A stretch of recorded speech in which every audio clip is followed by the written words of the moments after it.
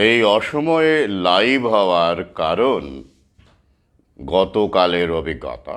জানি এই সময়ে কর্মব্যস্ত সময় কেউ অনলাইন থাকবেন না, বা থাকলেও হয়তো কেউ কেউ থাকবেন।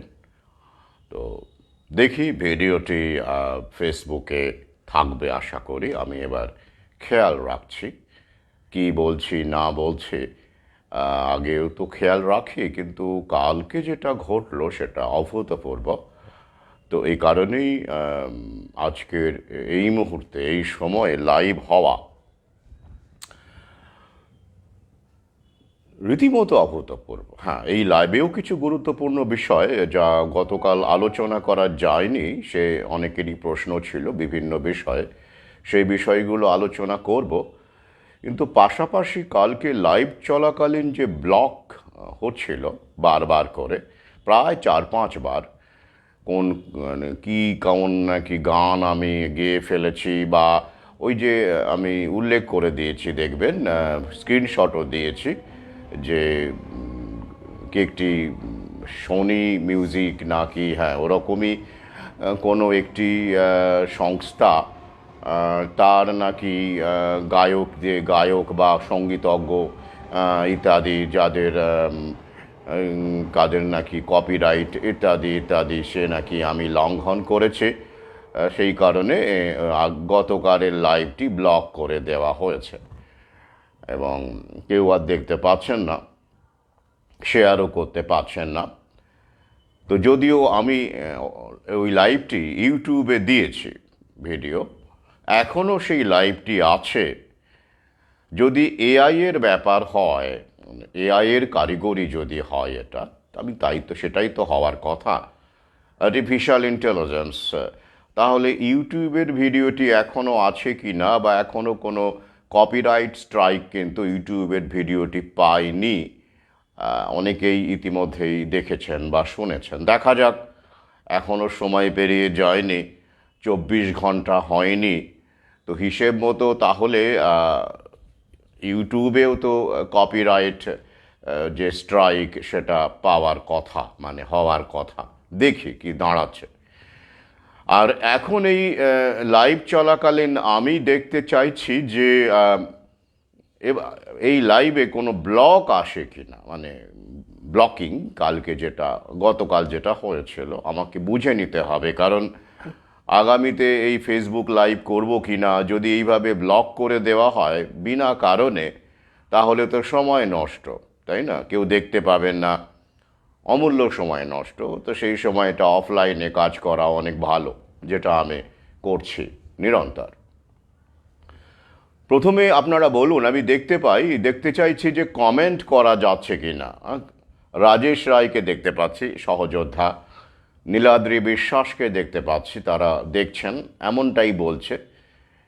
তো মন্তব্য করা যাচ্ছে কি না, হ্যাঁ এই যে মন্তব্য করা যাচ্ছে, দেখতে পাচ্ছি। নীলাদ্রি, কালকের ভিডিওটি ইউটিউবে দিয়েছি, তুমি ইউটিউব নিশ্চয়ই সাবস্ক্রাইব করেছো, আমার দ্বিতীয় চ্যানেল, সেখানে ভিডিওটি এখনও আছে, তুমি অবসরে দেখে নিতে পারো। এখনও আছে, উড়িয়ে দেবে কিনা জানি না। তো সেরকম হলে ডাউনলোড করে রাখতে পারো, ভিডিওটি ইউটিউবে আছে, এখনও আছে, আমি কাল রাতেই দিয়েছি। তো যাই হোক, আমি দেখতে চাইছি এই আজকের লাইভ চলাকালীন কোনো অ্যাবনর্মাল কিছু ঘটে কি না, যেটা গতকাল ঘটেছিল। তো আমি কবে গায়ক হয়ে গেলাম আমার তো জানা নেই। তোর তো মিউজিক কপিরাইট নাকি লঙ্ঘন করেছি, মহা মুশকিল, এটাই তো বাকি ছিল। তো যাই হোক, আমি লাইভ কন্টিনিউ করছি। অনেকেরই প্রশ্ন আছে, সেই প্রশ্নগুলোর আর গতকালের লাইভের কিছু গুরুত্বপূর্ণ বিষয় আলোচনাই করা যায়নি, কারণ তড়িঘড়ি শেষ করতে হয়েছিল, কারণ আমি বুঝতে পারছিলাম না আপনারা শুনতে পাচ্ছেন কি না। তো আজকের লাইভের বিষয়, সঞ্জয় তুমি কুয়েতে চলে গেছো? হ্যাঁ, তোমার তো চলে যাওয়ার কথা। হ্যাঁ, তুমি তো সপরিবারে এসেছিলে বইমেলায়, খুব ভালো লেগেছিল। আবার দেখা হবে নিশ্চয়ই। তুমি তোমার জীবনযাপন যেটা শুরু করেছো বেশ কিছুদিন হলো, প্রকৃতির কাছে ফিরে যাওয়া, আশা করি তুমি সেভাবেই তোমার জীবনযাপন চালিয়ে যাচ্ছ। তো আজকের ভিডিওতে আমি আলোচনা করব ওপেন বুক এক্সাম সিস্টেম, যেটা আমাদের দেশেও চালু হওয়ার কথা বলা হয়েছে 9 থেকে 12 ক্লাস পর্যন্ত। বায়োলজি, তারপরে গণিত, ম্যাথ, ইংরেজি, এই বিষয়গুলো মূলত সম্ভবত হ্যাঁ, মূলত এই বিষয়গুলোই, বিজ্ঞান অবশ্যই, সায়েন্স, এই বিষয়গুলো সেখানে ওপেন বুক সিস্টেম বা এক্সামিনেশনের মাধ্যমে এই বছরেরই ডিসেম্বর মাসে সেটা শুরু করার পাইলট প্রজেক্ট হিসেবে সিবিএসই, আপনারা জানেন যে একটি বোর্ডের নাম সিবিএসই, তারা এটা চালু করতে চলেছে এবং বলাই বাহুল্য এটা ক্রমে ক্রমে সমস্ত বোর্ডের ক্ষেত্রেই চালু হয়ে যাবে। আর আমি আপনাদের জানিয়ে দিচ্ছি যে আগামীতে এই এত বোর্ডও থাকবে না। ওয়ান ওয়ার্ল্ড গভর্নমেন্টের অধীনে আমরা চলে গেছি, প্রক্রিয়া চলছে সমগ্র বিশ্বজুড়ে একটি সরকার, এবং যদিও দেশ আলাদা, নাম আলাদা, কিন্তু আনঅফিসিয়ালি এবং অফিসিয়ালি তো বটেই অনেকটা। হু যখন নিয়ন্ত্রকের ভূমিকায়, ইউএনও যখন নিয়ন্ত্রকের ভূমিকায়, ওয়ার্ল্ড ব্যাংক যখন নিয়ন্ত্রকের ভূমিকায়, তো আমাদের সাভারেন্টি বা সার্বভৌমত্ব আর নেই। তো সেই ওয়ান ওয়ার্ল্ড গভর্নমেন্টের অধীনে এত বোর্ড থাকার কথাও নয়। ওই যে সব বুঝতেই পারছেন, ওয়ান মার্কেট হয়ে যাচ্ছে, এক বিশ্ব এক পরিবার। আমি এক পরিবার বলি না, এক বাজার বলি, এক বিশ্ব এক বাজার। তো যাই হোক, তো সেরকমভাবে বোর্ডের ক্ষেত্রেও ইউনিফাইড একটি মাত্র বোর্ড হওয়ার সম্ভাবনা, তার অধীনে এই ব্রাঞ্চ হিসেবে বাকি বোর্ডগুলো কাজ করবে, এটাই আমার বিশ্বাস। যাই হোক, সেটা ভিন্ন প্রসঙ্গ। তো এই ওপেন বুক এক্সাম সিস্টেম, যেটা দেখবেন যে অনেকেই এর প্রশংসা করেছেন, বিভিন্ন শিক্ষক গ্রুপে এই নিয়ে বেশ প্রশংসার একটা বন্যা বয়ে গেছে বা এখনও বয়ে যাচ্ছে। কারণ তারা বারবার করে এটাই বলতে চাইছেন বা বলছেন যে প্রথম বিশ্বে ইউরোপ, আমেরিকার বহু দেশে এই সিস্টেম, অর্থাৎ পরীক্ষা দেওয়ার সময় বই খুলে পরীক্ষা দেওয়া, দেখে নেওয়া, এটা বহু আগেই শুরু হয়েছে। সুতরাং তারা এত উন্নতি করেছে এই সিস্টেমের ফলে, প্রয়োগ করার ফলে এত উন্নতি তারা করেছে। তো ভারতবর্ষ যদি এই সিস্টেম চালু হয়, তবে নিঃসন্দেহে ভারতবর্ষ ওই সব প্রথম বিশ্বের দেশগুলোর মতো উন্নতি করবে, তাই না? এরকম একটা বিবৃতি বা এরকম একটা বিশ্বাস আমি দেখতে পাচ্ছি বিভিন্ন রকমের পোস্টে এবং শিক্ষক মহাশয়দের পোস্টেও আমি এটা দেখতে পাচ্ছি। ব্যাপারটা আসলে কি, ওপেন বুক এক্সাম ব্যাপারটা কি আসলে, খুব সংক্ষেপে বলি, কারণ ওই বিষয়টা নিয়েও একটা আলাদা ভিডিও করা যেতে পারে, এমনটাই এত বড় বিষয়, সেখানে এত কিছু রয়েছে। তো আমি সংক্ষেপে সারটা আপনাদের সামনে তুলে ধরছি, কারণ অন্যান্য বিষয় এখানে আছে। এই লাইভে আলোচ্য বিষয় হিসেবে অন্যান্য কিছু গুরুত্বপূর্ণ বিষয় আছে। এখনও পর্যন্ত কোনো লাইভ ব্লগ আসেনি আমার এই ভিডিওতে, যদিও এখনও পর্যন্ত আমি ওই বিষয়গুলো, করোনামৃত, ভ্যাকসিন, এগুলো এখনও বলা শুরু করিনি। দেখা যাক কি হয় শেষ পর্যন্ত, ওটা শেষ অংশে বলবো ভাবছি। বা টেকনিক্যাল কোনো কারণে যদি কালকে হয়ে থাকে, সেটাও আজকে আমি বুঝে নিতে পারবো। মূলত সেই কারণেই লাইভে এসেছি, কারণ নিজেকে ব্যাপারটা বুঝে নিতে হবে, কারণ এরপরের পদক্ষেপগুলো আমাকে তো সেইভাবে সাজাতে হবে, ভাবতে হবে। লাইভে কতটা সময় দেব বা ইউটিউব ভিডিও করব কি না, এগুলো আমাকে ভাবতে হবে। তো যাই হোক, ওপেন বুক এক্সাম ব্যাপারটা কি? হ্যাঁ, এটা কোনো সন্দেহ নেই যে বহু আগেই এটা আমরা ইউরোপের বা প্রথম বিশ্বের অনেক দেশে এটা চালু হয়েছে।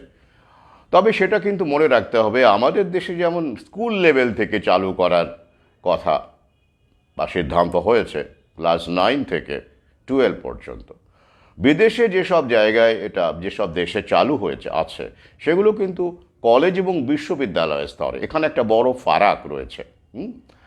তো যাই হোক, এবারে নিশ্চয়ই ক্রমে সমস্ত বিশ্বেই এটা স্কুল লেভেলেও নেমে আসবে, কারণ এটা নতুন বিশ্ব ব্যবস্থা। তো কোনো দেশে ইতিমধ্যে স্কুল লেভেলে নেমে আসতেই পারে। তো এটা কিন্তু শুরু হয়েছিল উঁচু ক্লাস অর্থাৎ কলেজ বিশ্ববিদ্যালয়ের জন্য ইঞ্জিনিয়ারিং থেকে শুরু করে বিভিন্ন যে বিষয়গুলো রয়েছে সেই সব ক্ষেত্রে এবং আরও অন্যান্য বিষয়ে গুরুত্বপূর্ণ বিষয়ে বিজ্ঞান, পিওর সায়েন্স, এগুলোর বিষয়ে কিন্তু এটা বহু আগেই, মানে বহু বলবো না, কিন্তু আগেই চালু হয়েছে। এটা ব্যাপারটা কি? ব্যাপারটা হচ্ছে যে পরীক্ষার হলে পরীক্ষার সময়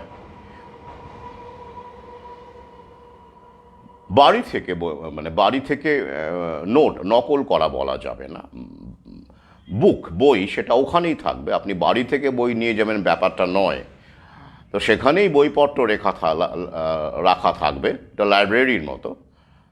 অবশ্যই বহু বই, এই ওপেন বুক এক্সামগুলো মূলত এই লাইব্রেরি, যেখানে বইপত্রের সমাবেশ আছে, সেই হলেই এই পরীক্ষাগুলো নেওয়া হয়ে আসছিল এতদিন পর্যন্ত। আগে হ্যাঁ, ব্যাপারটা কী রকম? ধরুন আপনি ইংরেজির ছাত্র, বা আপনি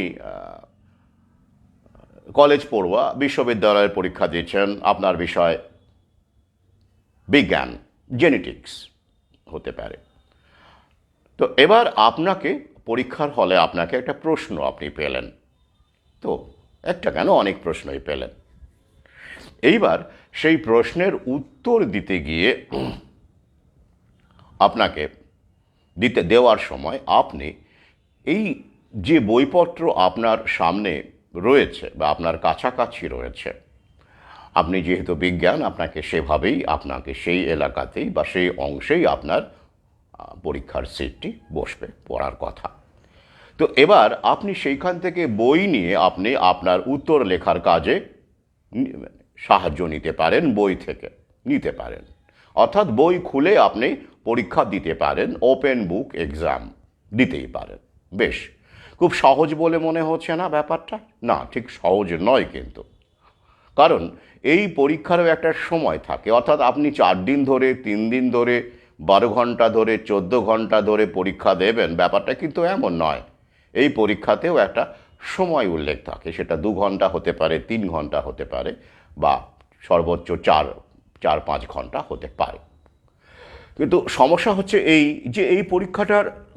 এই সিস্টেমের প্রয়োজন কেন পড়েছিল, এবং কেবলমাত্র কলেজ বিশ্ববিদ্যালয়ের ক্ষেত্রে, নিচু ক্লাসের নয় কিন্তু, বারবার করে বলছি।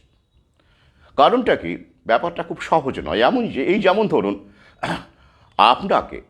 আপনার সামনে যে বইগুলো থাকবে আশেপাশে, সেই বইগুলো রেফারেন্স বই হিসেবে, তথ্যের ভাণ্ডার হিসেবে আগেই কিন্তু আপনি জানেন, বা আপনাকে কিনতে হয়েছে, বাড়িতে পড়াশোনা করতে হয়েছে, বা বিশ্ববিদ্যালয় বা কলেজ থেকে সিলেবাসের মাধ্যমে বা নির্ঘণ্টের মাধ্যমে, সে বুক লিস্টের মাধ্যমে সেই বইগুলো আপনার পাঠ্য ছিল, বা রেফারেন্স বই হিসেবে আপনাকে কাজে লাগাতে হয়েছে, তাই তো?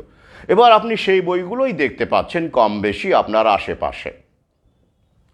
এবার ধরুন এরকম একটা প্রশ্ন এসেছে জেনেটিক্সের মধ্যে, ধরুন আপনি মিউটেশন বলে কোনো একটা মিউটেশনের ওপরে আপনাকে কোনো একটা প্রশ্ন আপনাকে উত্তর দিতে হবে, বা আপনি ইংরেজিতে প্রশ্ন করছেন। প্রশ্ন যদি ইংরেজি বিষয়ে হয়, সেখানে ইউনিভার্সিটি উইটস বলে একটি বিষয় আছে, বা এরকম কোনো বিষয়, বা মিল্টনের প্যারাডাইস লস্টে এপিক সিমিলির ব্যবহার, এরকম ধরুন কোনো প্রশ্ন আছে। এইবার আপনাকে তো জানতে হবে, ধরুন আপনি বই খুলে যদি লেখেন, তো আপনাকে জানতে হবে কোন বইয়ের কত নম্বর পাতায়, কোন চ্যাপ্টারে এই উত্তরগুলো পাবেন বা এই রেফারেন্সগুলো পাবেন। নইলে কিন্তু আপনি এত বইয়ের সমুদ্রে হারিয়ে যাবেন। আপনি বই খুঁজতে খুঁজতেই বইয়ের কোন চ্যাপ্টারে, কোন অংশে, কোন পাতায় আপনি এই উত্তরটা পাবেন, বা এই উত্তরের ক্ষেত্রে হেল্প পাবেন, সাহায্য পাবেন, সেটা তো আপনাকে জানতে হবে। কারণ ওই বইগুলো আপনাকে বাড়িতে আগে নাড়াচাড়া করতে হবে, পড়াশোনা করতে হবে, তবেই আপনি কিন্তু উত্তর দিতে পারবেন। নইলে বইয়ের পাতা উল্টাতে বই খুলতেই পরীক্ষার যে সময়, সেটা পেরিয়ে যাবে, তাই নয় কি? অর্থাৎ শুধু তাই নয়, আপনি যে পরীক্ষার হলে বসে যে উত্তর দিচ্ছেন, তো সেই ক্ষেত্রে আপনি কোন বই থেকে কি নিলেন, সেটা রেফারেন্স সহ পৃষ্ঠা নাম্বার সহ এইগুলো কিন্তু উল্লেখ করতে হবে আপনাকে। শুধু তাই নয়, আপনার সিলেবাসে যে বইগুলো আছে বা আপনি পড়েছেন, আপনার গ্রন্থ তালিকায় বা বুক লিস্টে ছিল, তার বাইরেও রেফারেন্স বই হিসেবে আরও অনেক অনেক বই থাকবে। তো সেই বইগুলো অনেকে দেখবেন বুক লিস্টের বাইরেও তো অনেকে বই পড়েন। তো তারা মানে সেই বইগুলোতে দেখা গেল, রেফারেন্স বইগুলোতে আরও ভালো তথ্য, আরও অনেক ভালো বিশ্লেষণ দেওয়া রয়েছে।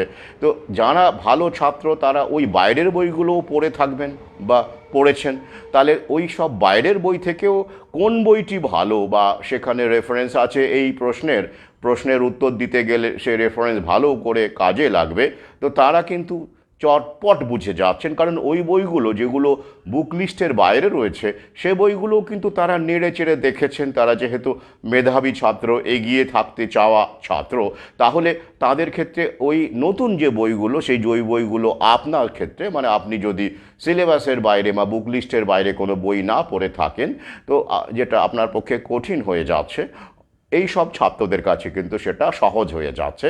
অর্থাৎ ওপেন বুক হওয়া সত্ত্বেও কিন্তু আপনি পিছিয়ে পড়লেন, আপনি কিন্তু কাজে লাগাতে পারলেন না।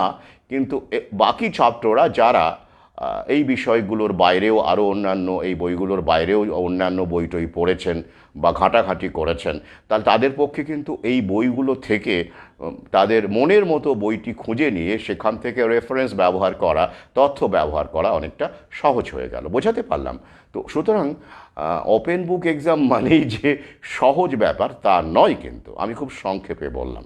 তো এটা কেন হলো? তো সেই সময় ইউরোপ আমেরিকায় যেসব কলেজে, বিশ্ববিদ্যালয়ে ওপেন বুক সিস্টেম অতীতে চালু হয়েছিল, বর্তমানের ওপেন বুক সিস্টেম যেটা চালু হচ্ছে আমাদের দেশে বা বিশ্বে আরও বেশি করে লাগু হবে, বিভিন্ন স্কুলগুলোতেও শুরু হয়ে যাবে, যেটা উচ্চশিক্ষার ক্ষেত্রেই কেবলমাত্র প্রযোজ্য ছিল। তো সেটা কি একই উদ্দেশ্যে করা হচ্ছে? না না না না, একই উদ্দেশ্যে করা হচ্ছে না। নতুন বিশ্ব ব্যবস্থার ওপেন বুক সিস্টেমের সঙ্গে ওটা অতীতের যে ওপেন বুক সিস্টেম তার সাথে আকাশ পাতাল পার্থক্য রয়েছে। কীরকম পার্থক্য একটু ভাবলেই বুঝতে পারবেন। প্রথমত, সেই সময়ে যে ওপেন বুক সিস্টেম ছিল তার ভিত্তি ছিল আপনি আদৌ পড়াশোনা করেছেন কিনা বাড়িতে, বা আপনি পরীক্ষার প্রস্তুতি নিয়েছেন কিনা। তাই আপনার সামনে এত এত বই থেকে আপনি নির্দিষ্ট চ্যাপ্টার খুঁজে নিয়ে উত্তর দিতে পারছেন কিনা, অর্থাৎ আপনার মেমোরি, আপনার মনে রাখার ক্ষমতা, কোন বইয়ে কতটা কোন উত্তর পাবেন, কতটা পাবেন। অর্থাৎ এখানে কিন্তু আপনার একটা মেমোরির পরীক্ষা তো হচ্ছেই, অবশ্যই হচ্ছে। কারণ আপনি কিন্তু বইয়ের নাম আপনাকে জানতে হবে, এবং সেই বইয়ের নাম থেকে আপনি লেখক, রাইটারের নাম থেকে শুরু করে চ্যাপ্টার, কী বিষয়ে সেই বইতে ডিল করা হয়েছে, তো বইগুলো সম্পর্কে আপনার আগাম ধারণা না থাকলে কিন্তু আপনি বই খুলে আপনি কোনো কাজেই লাগাতে পারবেন না। সময় চলে যাবে, ঘন্টা পড়ে যাবে, পরীক্ষা শেষের ঘন্টা পড়ে যাবে, তাই তো? অর্থাৎ স্মরণশক্তি বা মেমোরি এখানে একটা ফ্যাক্টর, অধ্যবসায় একটা ফ্যাক্টর, তাই তো? আর এত এত বই থেকে নির্দিষ্ট বই খুঁজে নেওয়াটাও একটা বড় রকমের চ্যালেঞ্জ, যেখানে আপনি উত্তরটি পাচ্ছেন। কিন্তু বর্তমানে কি এত এত বই থাকবে পরীক্ষার্থীর সামনে? না না না না, সম্ভবই না। এখন পরীক্ষার্থী অনেক বেড়েছে, তৃতীয় বিশ্বের দেশ বলে কথা, তাই তো? এখানে তো পরীক্ষার্থী অনেক বেশি। তো এত এত পরীক্ষার্থীর জন্য এত এত বই মজুত রাখা একটা পরীক্ষার হলে, হ্যাঁ, তো সেক্ষেত্রে কেন?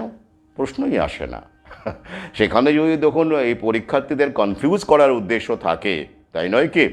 এই যেমন ধরুন, এই যে পরীক্ষার্থীরা এত এত বই, পার পরীক্ষার্থী যদি 10টা বই বা 5টা বইও রাখা যায় কনফিউজ করবার জন্য, কারণ তাকে তো সেখান থেকে সঠিক বইটি খুঁজে নিয়ে পরীক্ষার উত্তর লিখতে হচ্ছে, তাই তো? একটা করে বই রাখলে তো হবে না, তাহলে তো হয়েই গেল। তার মানে ধরুন 50 জন পরীক্ষা দিচ্ছে একটি হলে, ধরুন সেখানে 50টি বই রাখলেই হয়ে গেল, তাই নয় কি? তাহলে তো ব্যাপারটা হাস্যকর হয়ে গেল।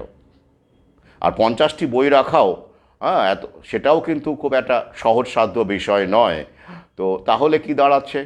তাহলে এবং এত এত পরীক্ষার্থী, তো তো সুতরাং তাহলে কি দাঁড়াচ্ছে ব্যাপারটা?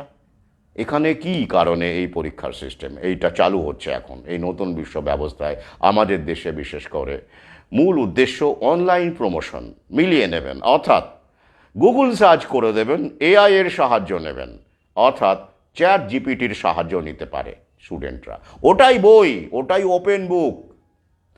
কাগজের বই রাখা হবে না, এত এত রাখলেও দু এক পিস, অর্থাৎ আপনাকে ওয়াইফাই সেখানে অ্যাভেলেবল করা হবে। এবং এই যে দেখবেন অনলাইন ক্লাস, আমরা জানি এক্সাম আমরা দেখেছি হয়েছে, অনলাইন এক্সাম থেকে শুরু করে হাইব্রিড ক্লাসের ব্যাপার ইতিমধ্যেই মাইক্রোসফটের সঙ্গে যৌথ কোলাবোরেশনে আমাদের ভারত সরকার তথা পশ্চিমবঙ্গ সরকার হাইব্রিড লার্নিংয়ের ট্রেনিং বহু শিক্ষক শিক্ষিকাকেই দিয়েছেন, যেটা আগামীতে লাগু হবে। অর্থাৎ দেখা যাবে 2-3 দিন অফলাইন ক্লাস হচ্ছে স্কুলে, বাকি দিনগুলো আপনারা দেখতে পাবেন, বাকি দিনগুলো আপনাদের ওই অনলাইনে ক্লাস নিতে হচ্ছে, তাই তো? তো এটা কিন্তু একটা স্বাভাবিক প্রক্রিয়া হয়ে যাবে আগামীতে, অনলাইন অফলাইন। তো তাই এই অনলাইনকে ফিট করানোর জন্য, অনলাইন প্রমোশনকে অব্যাহত রাখবার জন্য, আমাদের রক্তে মজ্জায় ঢুকিয়ে দেওয়ার জন্য কিন্তু এই ওপেন বুক সিস্টেমেও এআইকে ব্যবহার করার উদ্দেশ্য থাকবে তো বটেই। এআইকে ব্যবহার করা, ইন্টারনেট ব্যবহার করা, স্মার্টফোন ব্যবহার করা। এই কারণেই ছাত্রদেরকে বিনা পয়সায় দেখবেন কোট আনকোট বিনা পয়সায় ট্যাব, স্মার্টফোন দেওয়া হয়েছে, 10,000 করে বা এরকম বরাদ্দ করা হয়েছে, আপনারা তো জানেন। সেই প্রক্রিয়া কিন্তু এখনও চলছে। অর্থাৎ তথাকথিত যে লকডাউন বন্ধ হয়ে যাওয়ার, শেষ হয়ে যাওয়ার পরও এখন আনলক পিরিয়ডেও কিন্তু এই প্রক্রিয়া বন্ধ হয়ে যায়নি, অর্থাৎ রাস্তাটা কি খুলে রাখা হচ্ছে। তো যদিও স্মার্টফোন দেওয়ার উদ্দেশ্য বুঝতেই পাচ্ছেন, শুধুমাত্র পরীক্ষা টরীক্ষা নয়, মানে ওই প্রোডাক্ট কেনা, আমাজন ফ্লিপকার্ট থেকে প্রোডাক্ট কেনা, এই বিষয়গুলো এবং অনলাইন প্রমোশনকে বিভিন্নভাবে ছড়িয়ে দেওয়া।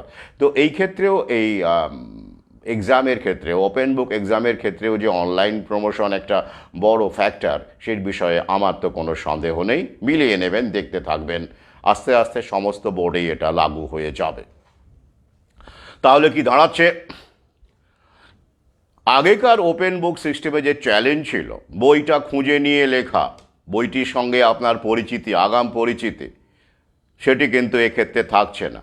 শুধু সার্চ মারা, ওই গুগল সার্চ বা এআইএ চ্যাট জিপিতে ওই আর কি, ওই কোশ্চেনটা আপনি যদি ভয়েস টাইপ করে দেন বা ভয়েস করে দেন, আপনাকে শুধু দেখে দেখে পড়তে হবে, তাহলেই তো আপনার সামনে চ্যাট জিপিটি বলুন বা এআই বলুন, বিভিন্ন রকমের তথ্য রেফারেন্স যা পাবে আপনার সামনে তুলে দেবে, আর আপনি লিখতে শুরু করলেন, তাই নয় কি আগে? হ্যাঁ। তাহলে এখানে কি মেমোরির পরীক্ষা হবে, যেটা আগের ওপেন বুক সিস্টেমের ক্ষেত্রে হতো? না, এখন হবে না। আপনি শুধু কমান্ড করবেন, অর্থাৎ আপনার ওই নতুন বিশ্ব ব্যবস্থায় আপনার মেধা, আপনার মেমোরি, মেরিট এগুলোর কোনো দরকারই নেই। আপনি কোনো টাস্ককে পালন করতে পারছেন কি না, ওবে করতে পারছেন কি না, অর্থাৎ মেকানিক্যালি কপি করতে পারছেন কি না, এটাই কিন্তু আপনার কাছ থেকে এক্সপেক্টেড। আর এছাড়া দেখবেন আগামীতে যে সাবজেক্ট ইতিমধ্যেই শুরু হয়ে গেছে, ডেটা সায়েন্স বলুন, রোবোটিক্স বলুন বা মেশিন লার্নিং বলুন, সেগুলোতে কর্মসংস্থানের কিছুটা কতিপয় কর্মসংস্থান হবে, কিন্তু পাশাপাশি আরও একটা ছবি আমরা খুব তাড়াতাড়ি দেখতে পাবো।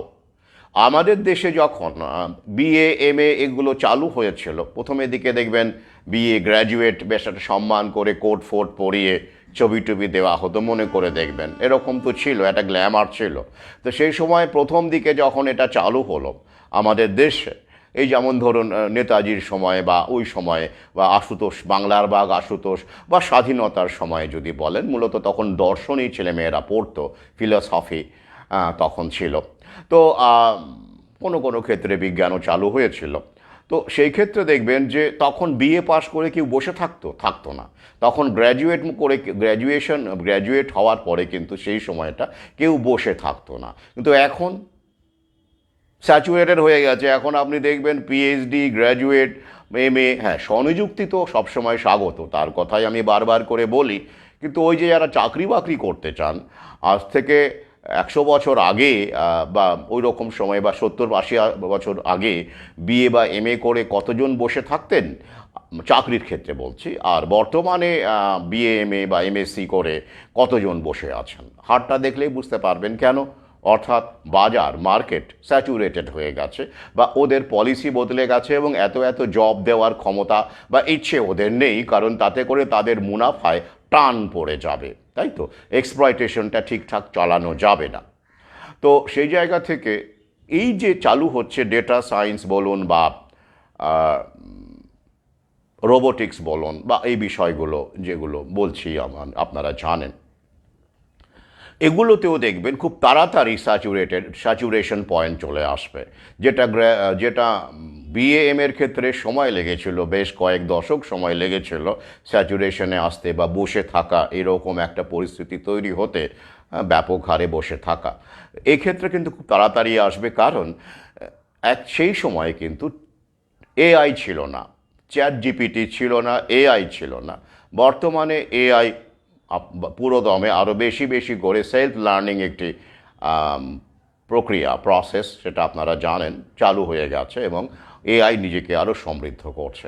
তো সুতরাং এই যে পড়ুয়ারা যারা এটা পড়াশোনা করছেন, তো তারা আসলে ওই মানে কি বলবো, ছাগল কসাইয়ের কাছ থেকে শিক্ষা নিচ্ছে, ট্রেনিং নিচ্ছে, কি করে সফল প্রতিষ্ঠিত জীবন যাপন করা যায়, ব্যাপারটা অনেকটা ওই রকম আর কি। এবার ছাগল বা পাঁঠা যদি কসাইয়ের কাছ থেকে শিক্ষা নেয় যে দীর্ঘস্থায়ী জীবন, সুন্দর জীবন, সফল জীবন, এরকম ভাবে যদি ট্রেনিং নেওয়া যায়, তাহলে বেশ সুন্দরভাবে প্রতিষ্ঠিত হব জীবনে, এইরকম আশা করে কিন্তু এই এই বিষয়গুলোর শিক্ষা বা ডিগ্রি আমাদের ছেলেমেয়েরা, আগামী প্রজন্মের ছেলেমেয়েরা নিতে থাকবে। তারপরে কসাই কি করবে, ওই যে দেখবেন ওই যেটা হয় জেলের ক্ষেত্রেও দেখবেন, যারা জেলে জীবন কাটিয়েছেন, আমার প্রোফাইলে সেরকম সৌভাগ্যবান ব্যক্তি নেই, তবে এরকম জেলে মানে দীর্ঘদিন জেলে কাটানোর সময় কাটিয়েছেন এরকম বেশ কিছু মানুষের সাথে আমার আলাপ আছে। তো এবং সবচেয়ে বড় কথা, আপনার আলাপ না থাকলেও আপনি এমনিতেও জানেন, এগুলো এখন লেখালেখি চলচ্চিত্রের সূত্রে সেগুলো সবাই জানেন, যে জেলের কয়েদিদের মধ্যে দেখবেন যে কয়েদিদেরকে নিয়ন্ত্রণ করবার জন্য কোনো একজন শক্তিশালী বা ডাকাবুকো কয়েদিকে জেলার মানে নিয়োগ দেন, মানে আনঅফিসিয়ালি নিয়োগ করে, সে ডিসিপ্লিন মেনটেন করে এবং সে দাদা হয়ে ওঠে। অর্থাৎ কয়েদি, সেও কিন্তু কয়েদি, কিন্তু কয়েদিদের মধ্যে হচ্ছে দাদা, এবং তাকে অনেক বেশি সুযোগ সুবিধা দেওয়া হয়, এবং সে কয়েদি হওয়া সত্ত্বেও জেলারের অনুগ্রহ ভাজন হয়ে থাকেন, এবং তাকে নেশার সামগ্রী থেকে শুরু করে বিভিন্ন রকমের বাইরে যাওয়া, বাইরের জগতের সঙ্গে যোগাযোগ রাখা, মানে যাকে বলা হয় কি রোয়াব দেখানো, সেই ক্ষমতাটা জেলার তাকে দেন। কারণ কি, অত রক্ষিত নেই, সেন্ট্রি থাকে না জেলে, নিয়োগও দিন দিন কমে যাচ্ছে। তো সেই ক্ষেত্রে এই কয়েদির মধ্য থেকেই এই রকমের রক্ষী বা সেন্ট্রি আনঅফিসিয়ালি অবশ্যই নিয়োগ করা হয়, তারাই বাকি কয়েদিদেরকে টাইট দেয়, মানে সে অধিকার আছে, হ্যাঁ, ধোলাই দেওয়ার অধিকার আছে, হ্যাঁ, টর্চার করার অধিকার আছে, নির্যাতন করার অধিকার আছে, সব আনঅফিসিয়ালি। বুঝতে পারছেন তো, ব্যাপারটা ওই রকম। অর্থাৎ এআই বা ডেটা সায়েন্স শিখলেন আপনি কসাইয়ের কাছে, হ্যাঁ, কসাই মানে ওরা তো কসাই অবশ্যই, চ্যাট জিপিটি, এআই এবং এই জায়নিস শক্তি, তারা তো অবশ্যই, যে তারা যে কত বড় কসাই, সেটা এই তথাকথিত প্ল্যান্ডেমিক পিরিয়ডে আবহে আমরা বুঝতে পেরে গেছি তারা কত বড় কসাই। তো ওই কসাইয়ের কাছে এইসব শিখছেন যারা পড়ুয়ারা, তো তাদের মধ্যে থেকে দু একজনকে তারা ওই কাজে লাগাবে, বাকিদেরকে টাইট দেওয়ার জন্য, বুঝলেন তো। এই যেমন ধরুন, আমাদের মধ্যেই অনেক বেকার যুবক যুবতী দেখবেন স্কুলে চাকরি টাকরি পাচ্ছে না, তাই তো, চাকরি টাকরি পাচ্ছে না তারা। এই তো কিছুদিন আগেই আমরা দেখলাম, মানে পুলিশ তুলে নিয়ে গেল 2022-এর টেটের, তাদের এখনও নিয়োগ হয়নি, তাদের 23 ফেব্রুয়ারিতে সম্ভবত রেজাল্ট বেরিয়ে গেছে, হ্যাঁ, এটা 24 হয়ে গেল।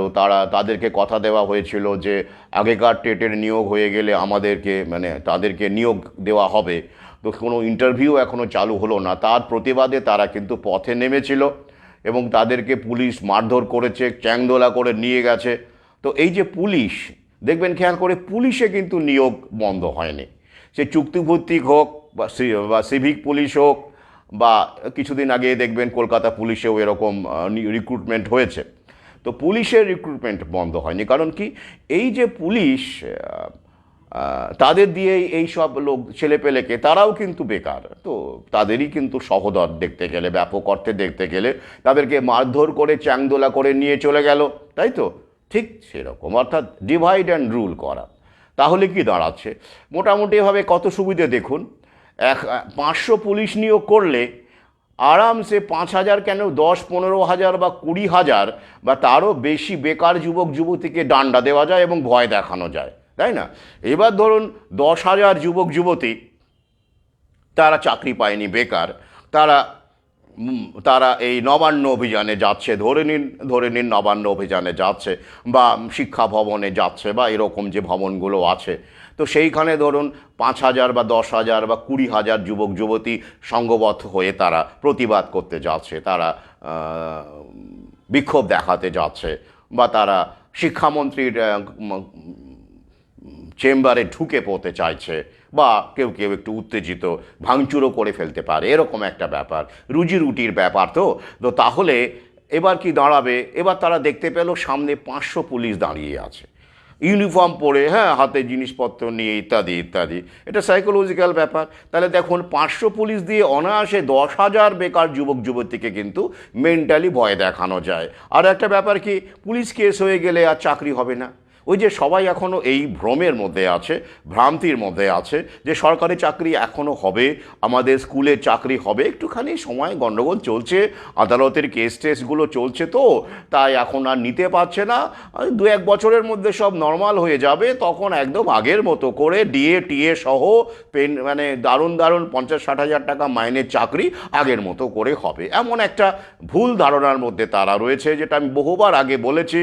নিয়োগ নয়, এখন বিয়োগের সময়, বহুবার আমি সতর্ক করে দিয়েছি। কিন্তু এই যে ব্যাপারটা দাঁড়াচ্ছে, কিন্তু তাদের মধ্যে আশাটা রয়েছে, তারা পুলিশের সঙ্গে ঝামেলা করতে যাবে না, পুলিশ কেস হয়ে গেলে ক্যারিয়ারে দাগ পড়ে যাবে। ভদ্রলোকের ছেলেপেলের ক্ষেত্রে এটা তো রয়েছে। তো হ্যাঁ, তো যাই হোক, স্বাভাবিকভাবেই রয়েছে। তো এইগুলো তো দাগ টাগ পড়ে যাবে, পাশাপাশি একটা ভয় থাকে বাবা ডান্ডা দেবে। তাহলে কি দাঁড়াচ্ছে? বেকার যুবক যুবতীদের দিয়েই বেকার যুবক যুবতীদের টাইট দেওয়া। তো কসাইরা তাই করে, মানে ওই রকমই। ওই রাম ছাগল পুষলো, ওই রাম ছাগল দিয়ে, মানে রাম ছাগলটাকে হাতে রাখলো, হাতে দিয়ে বাকি ছাগলদের যা গুতিয়ে ওদের টাইট কর, তাই তো? ব্যাপারটা ওই রকম। মানে কিন্তু সেই রাম ছাগলটিও কিন্তু বলি হয়ে যাবে আগামীতে। তো রাম ছাগল তো সেটা বোঝে না। ওই কয়েদিটি যেমন বোঝে না, সেও আসলে একটা কয়েদি। তার উচিত কয়েদিদের সঙ্গে থেকে, মানে সঙ্গবদ্ধভাবে কয়েদিদের মধ্যে থাকা, জেলারের অনুগ্রহভাজন হওয়া নয়। কারণ জেলারের কাছে সে আসলে কয়েদি, কিছু সুযোগ সুবিধা দিচ্ছে জেলার তার কাজ উদ্ধার করবার জন্য, তাই তো? কিন্তু সেই বোধটা তো আর তার নেই। তেমন করে রাম ছাগলটিও ভাববে, আমি তো আর হনু হয়ে গেলাম, কসাই আমাকে খুব ভালোবাসে, কসাই আমাকে বেশ বড় দায়িত্ব দিয়েছে বাকি ছাগলদের গুঁতোনো। তো ব্যাপারটা ওই রকম। আমাদের নিজস্ব স্বার্থ, নিজস্ব পরিবার, এই সমস্ত কিছুকে সবার উপরে রাখি, টপ রাখি। আর সেটা আমাদেরও আসলে উপায়ও নেই, বাধ্যবাধকতা রয়েছে, কি করব? এই জায়গা থেকে আমরা এটা মেনে নিই। তো এই এআই এর ক্ষেত্রেও, ডেটা সায়েন্সের ক্ষেত্রেও সেটাই হবে। বরং আপনারা দেখবেন যে BA এর ক্ষেত্রে যেটা আমরা দেখতে পেয়েছিলাম, স্যাচুরেশন আসতে, মানে বিএ করেছে অথচ বসে আছে হাজার হাজার যুবক যুবতী, এখন যেমন লক্ষ লক্ষ, তো সেটা কিন্তু আসতে সময় লেগেছিল, তাই নয় কি? সময় লেগেছিল, কারণ তখন অত কলেজ ছিল না, এত উচ্চশিক্ষার প্রচলন ছিল না, মানে স্বনির্ভরতার প্রতি তখনও একটা বিশ্বাস ছিল, চাকরি করার মানসিকতা দেখবেন তখনও ছিল। আমি দেখেছি ছোটোবেলায়, আমার দাদুর মুখে শুনেছি এরকম, বা ঠাকুর দাদু অনেকেই বলতেন, কোনো ধরুন কাউকে গালাগাল দেওয়া হবে, দিচ্ছে, সে কাজ করতে পারছে না, বা ভালো করে ব্যবসাটা করতে পারছে না, বা ভালো করে স্বনির্ভরতার কাজটা করতে পারছে না, তো তাকে বারবার করে বলা হচ্ছে যে না না না, হ্যাঁ অবশ্যই সেটা হবেই, কিন্তু ওই যে চুক্তিভিত্তিক শিক্ষা, পুলিশ তো লাগবেই, পুলিশের কাজটা অনলাইনে হবে না। আমি বারবার করে বলছি পুলিশ নিয়োগ হবে, আবার বলছি চুক্তিভিত্তিক হবে। আগেকার মতো এত মাইনে দিয়ে হবে না, সেটা তো সিভিক পুলিশের উদাহরণ আমি দিয়েছি। ঠিক আছে, তো সিভিক টিচার যত সংখ্যায় লাগবে ওদের, তার চেয়ে বহু বহু সিভিক পুলিশ ওরা নিয়োগ করবে। নিশ্চিন্ত থাকুন, নিয়োগ হবে। কারণ ওটা স্থায়ী নিয়োগের পরীক্ষা ছিল। স্থায়ী নিয়োগগুলোতে মানে স্থায়ী মানে কি, ফুল ফেসিলিটি যেটা এতদিন হয়ে আসছে, পুলিশই বলুন, শিক্ষকই বলুন, যাই বলুন, প্রথাগতভাবে যে বেনিফিটস সহ যে চাকরিগুলো হতো, সেইভাবে পার্মানেন্ট ভ্যাকান্সির এগেনস্টে কিন্তু চাকরি বা জব এখন হবে না বললেই চলে।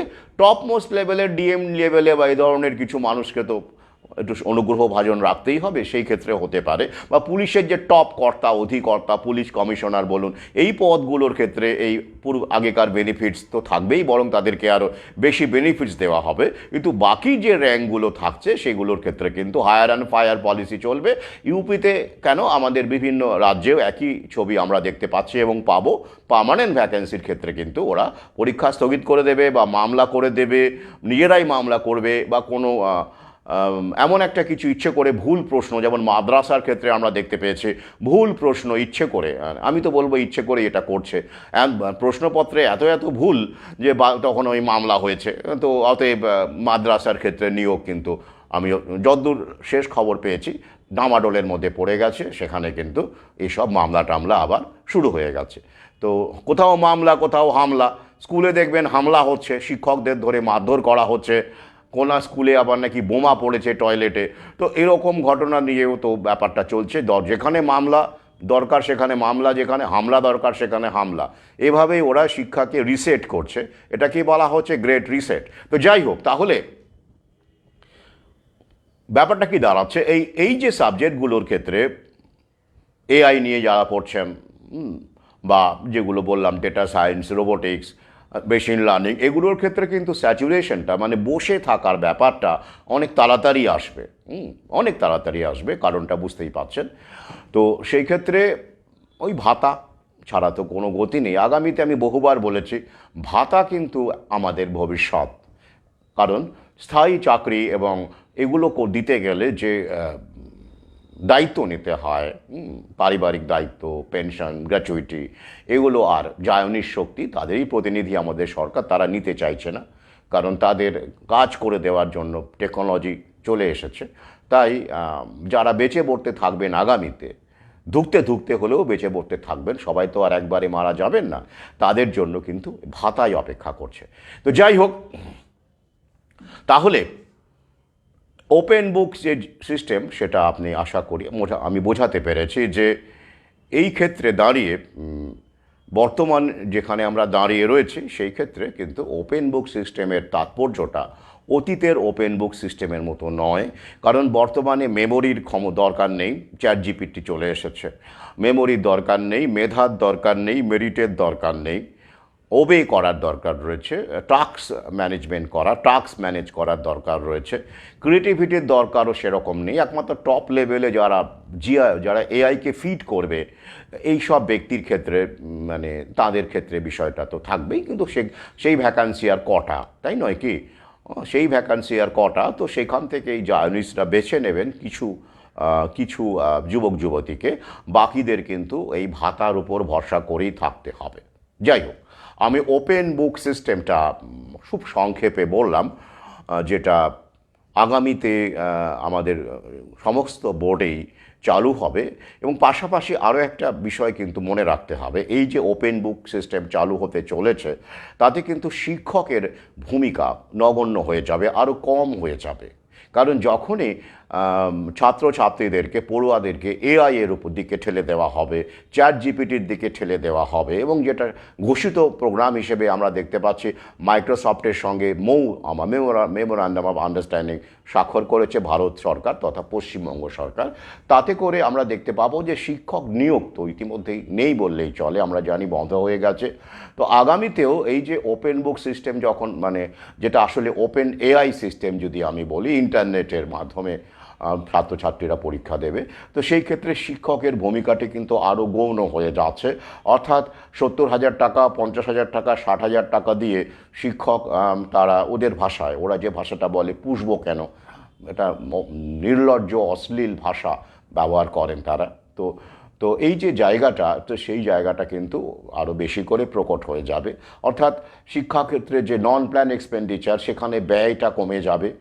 শিক্ষকদের মাইনে খাতে, যেটা স্যালারি খাতে ব্যয়, ইনফ্রাস্ট্রাকচার খাতে ব্যয় এগুলো কিন্তু কমে যাবে। আপনারা তো জানেন ইতিমধ্যেই, আপনারা ঘরে বসে পরীক্ষা, মাধ্যমিক পরীক্ষা টরীক্ষা সব হয়েছিল, সেটাও কিন্তু একটা ট্রায়াল ছিল। হ্যাঁ, যেটা আগামীর ক্ষেত্রে ব্লক চেইন ভোট, যেটা আমি বারবার করে বলেছি, ভোটের ক্ষেত্রেও কিন্তু এটা অনলাইন ভোটিং চালু হয়ে যাবে। সার মহড়া হিসেবে ইভিএম নিয়ে ওরা ইভিএম বিতর্ক তুলেছে, ব্যালট বিতর্ক তুলছে, কোনটা ভালো এ নিয়ে দেখবেন প্রতিঘাত অনলাইনে আলোচনা বিতর্কের ঢেউ বয়ে যাচ্ছে। আমি বারবার বলেছি এগুলো সব আসলে কন্ট্রোল অপোজিশন। আসল উদ্দেশ্য হচ্ছে ব্লক চেইন ভোটিং সিস্টেম।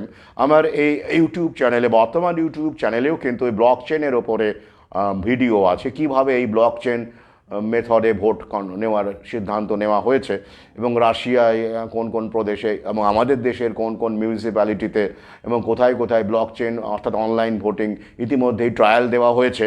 সেই তথ্য কিন্তু সেই ভিডিওতে আছে, সময় করে শুনে নেবেন। তো সুতরাং এগুলো সবগুলোই পরিকল্পিত, যেটা আমাদের সামনে আসছে। নেপথ্যে কিন্তু অন্য কাহিনী আছে।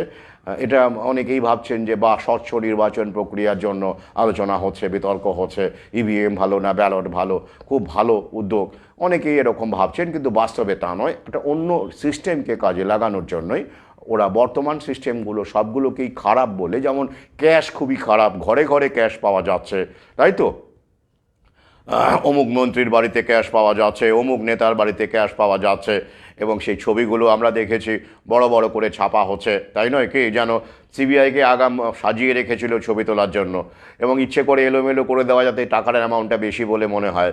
অর্থাৎ এগুলো কিন্তু ব্যাপারটা কি দাঁড়াচ্ছে, আমি বারবার করে লিখেওছি, স্ট্যাচুতেও এই ধরনের বহু আলোচনা আছে।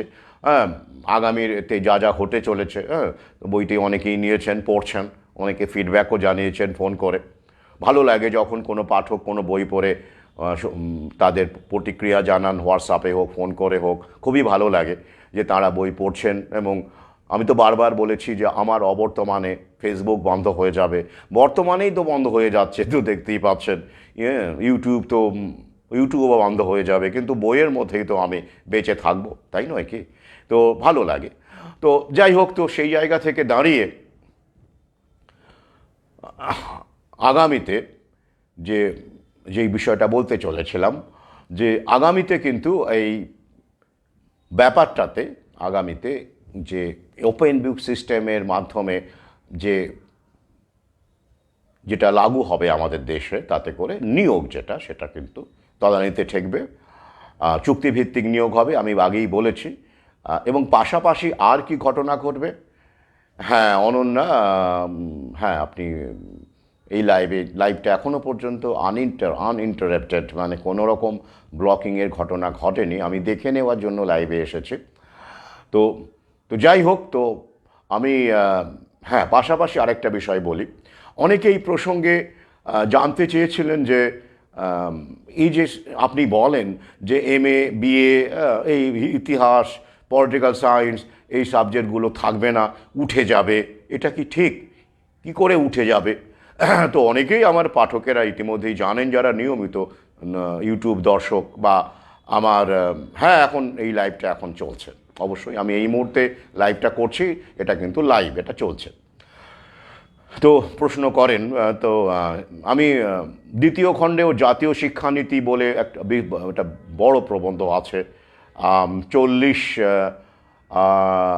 পাতার প্রবন্ধ আছে, অনেকেই শুনতে পাচ্ছেন, আপনি দরকার হলে রিস্টার্ট করে নিয়ে দেখুন যদি শোনা যায় কিনা, কারণ শুনতে পাচ্ছি না এখনও পর্যন্ত কিন্তু কেউ কোনো কমেন্ট করেননি। অনুগ্রহ করে জানান যদি এরকম কেউ হয়।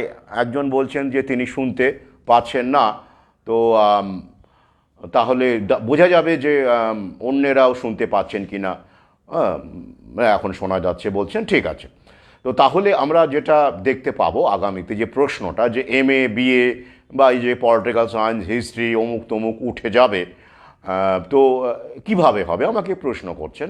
তো যেহেতু এটা এক্সাম সিস্টেমের উপরে আমি আলোচনা করছি, শিক্ষার উপরে আলোচনা করছি, তাই এই প্রশ্নের উত্তরটা এখানে আমি সহজেই দিতে পারি। রিলেটেড ব্যাপার। দেখুন, আইন করে কোনো কিছুকে তুলে দেওয়া যাবে? যাবে, দরকারই নেই তো। এতে করে বরঞ্চ জনমানসে একটা বিরূপ প্রতিক্রিয়া তৈরি হয়, তাই না বলুন?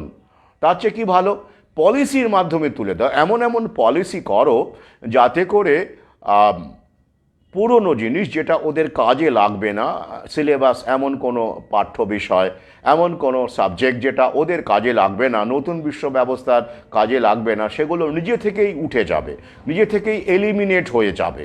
ওরা তো সেটাই করবে। কাগজে কলমে আইন করে এমএ ব্যান্ড হয়ে গেল, বিএ ব্যান্ড হয়ে গেল, পলিটিক্যাল সায়েন্স হিস্ট্রি তুলে দিল সরাসরি, না এই কলেজে আর পলিটিক্যাল সায়েন্স হিস্ট্রি আমি তুলে দিলাম, ওখানে ভর্তি করা নেওয়া যাবে না, আমরা কাউকে ভর্তি নিচ্ছি না। তো এরকম বললে তো একটা বিরূপ প্রতিক্রিয়া তৈরি হবে, গণতান্ত্রিক দেশ বলে কথা, তাই তো? তাহলে কি হবে? ওই যে ওইখানে যারা শিক্ষকতা করেন বা জানতে চান, অনুগ্রহ করে ওই বিষয়টি অন্তত পড়বেন। জাতীয় শিক্ষানীতির ওপরে বিস্তৃত আলোচনা রয়েছে, যেটা ইতিমধ্যেই অনেক কিছু ঘটে গেছে, মিলে গেছে, আগামীতেও বাকিগুলো সবই মিলে যাবে। আগাম পর্যবেক্ষণ রয়েছে, সেখানে বিশ্লেষণ রয়েছে। তো কি হবে? এই যে এমন একটা পরিস্থিতি তৈরি করা হবে আগামীতে, এই যে ধরুন ডেটা সায়েন্স দিয়ে লক্ষ লক্ষ টাকা দিয়ে ছেলেমেয়েরা পড়ুয়ারা ডেটা সায়েন্স পড়ছে, রোবোটিক্স পড়ছে, মেশিন লার্নিং পড়ছে, তাই তো?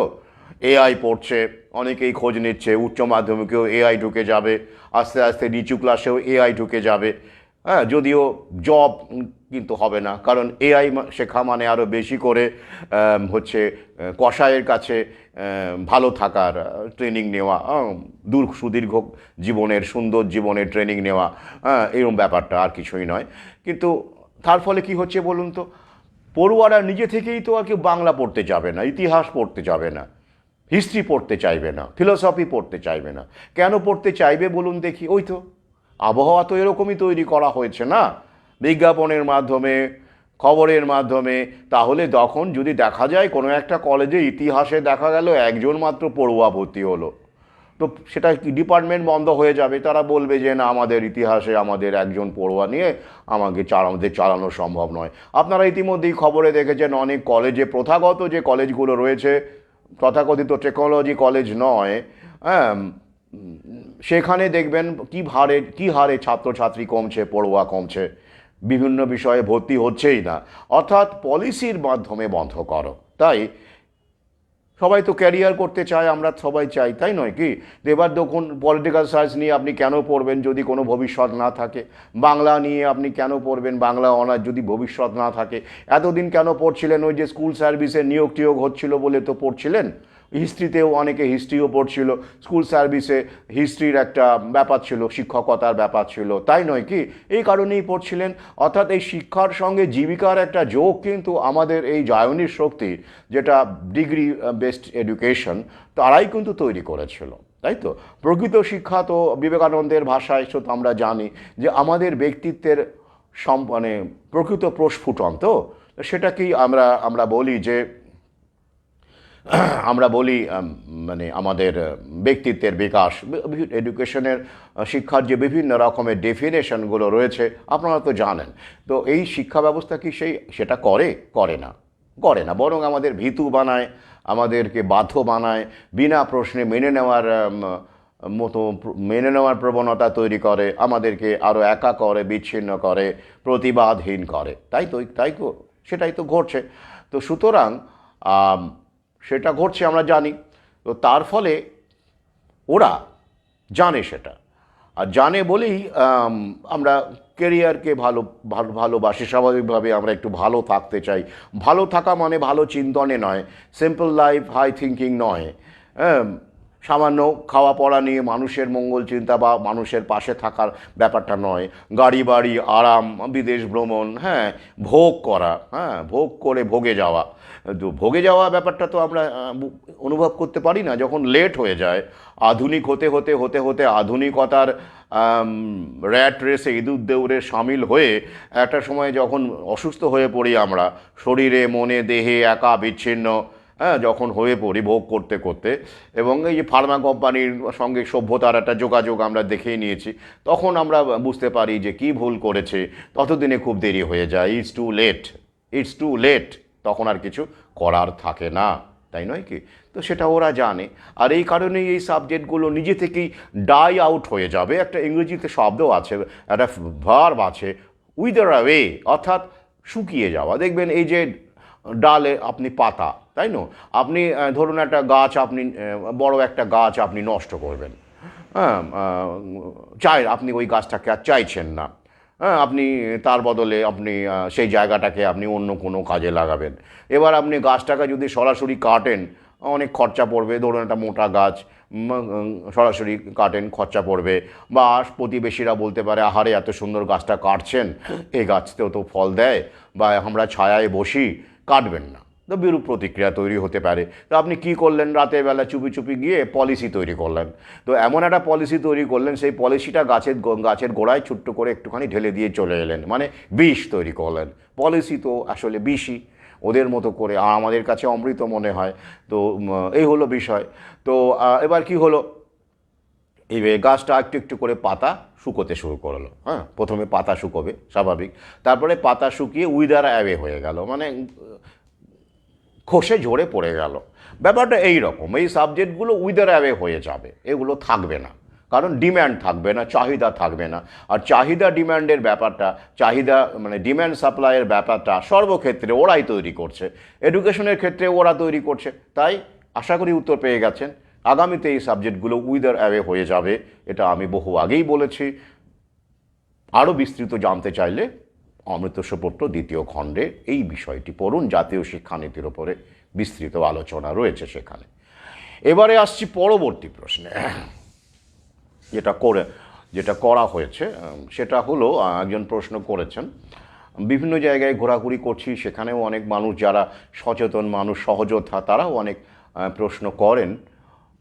কটা বাজলো, আচ্ছা, প্রশ্ন করেন যে সেই প্রশ্নের উত্তরগুলো আমি দেখে নিই, ভাবার চেষ্টা করি এবং উত্তর দিই।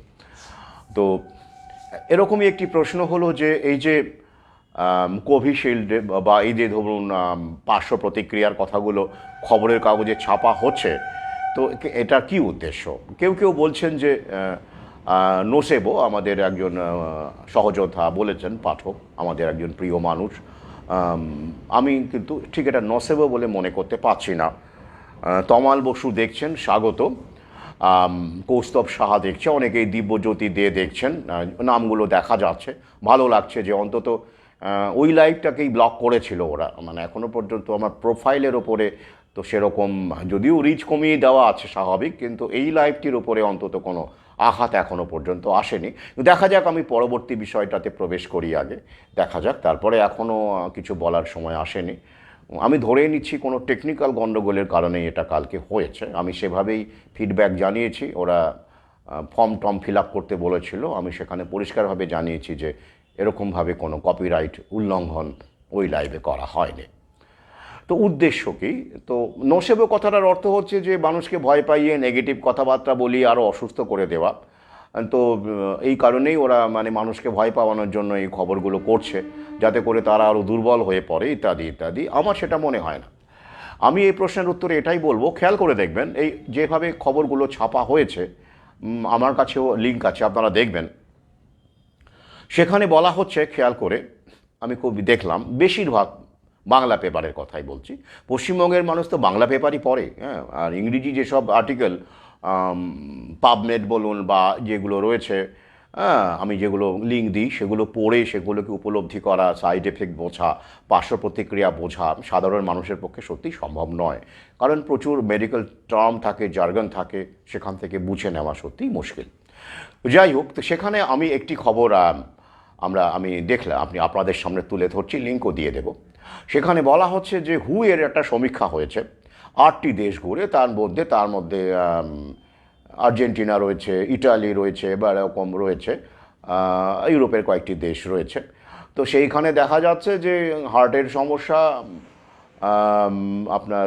হার্টের সমস্যা, নার্ভের সমস্যা, ব্রেন স্ট্রোক, এই রোগগুলো নাকি, এই সমস্যাগুলো হচ্ছে ভ্যাকসিন নেওয়ার ফলে, করোনা অমৃত, মেসেঞ্জার আরএনএ ভ্যাকসিন এবং অ্যাস্ট্রাজেনেকা, এবং 9টি দেশের মধ্যে, 8টি নয়, 8টি বা 9টি দেশ, 9 কোটি মানুষের মধ্যে সমীক্ষা হয়েছে, এবং সেখানে কিন্তু ভারতের নাম নেই। ইন্টারেস্টিংলি ভারতের নাম নেই, এবং সেইখানে বলা হচ্ছে কি না, খেয়াল করে দেখুন, সেইখানে বলা হচ্ছে মেসেঞ্জার আরএনএ, ওই ফাইজার, মডার্না এবং অ্যাস্ট্রাজেনেকার যে ভ্যাকসিন করোনামৃত ব্যবহার করা যারা করেছেন, যারা নিয়েছেন, তাদের মধ্যে এই রকম ধরনের পার্শ্ব প্রতিক্রিয়া দেখা যাচ্ছে। এর 9 কোটি মানুষের মধ্যে সমীক্ষা করে জানিয়েছে। এবার খেয়াল করে দেখুন, খুব ইন্টারেস্টিং খবরটা কিভাবে এসেছে। প্রথমত, যেভাবে করোনাকে নিয়ে প্রশাসন পথে নেমেছিল ভ্যাকসিন করার জন্য, যেভাবে প্রচার চলছিল দালাল মিডিয়া দিয়ে, এই খবরগুলো কিন্তু ওই একবার করেই দেখিয়েছে, বারবার দেখায়নি। মানুষের পাবলিক মেমোরি শর্ট, সেগুলো মানুষ ভুলে যাবে।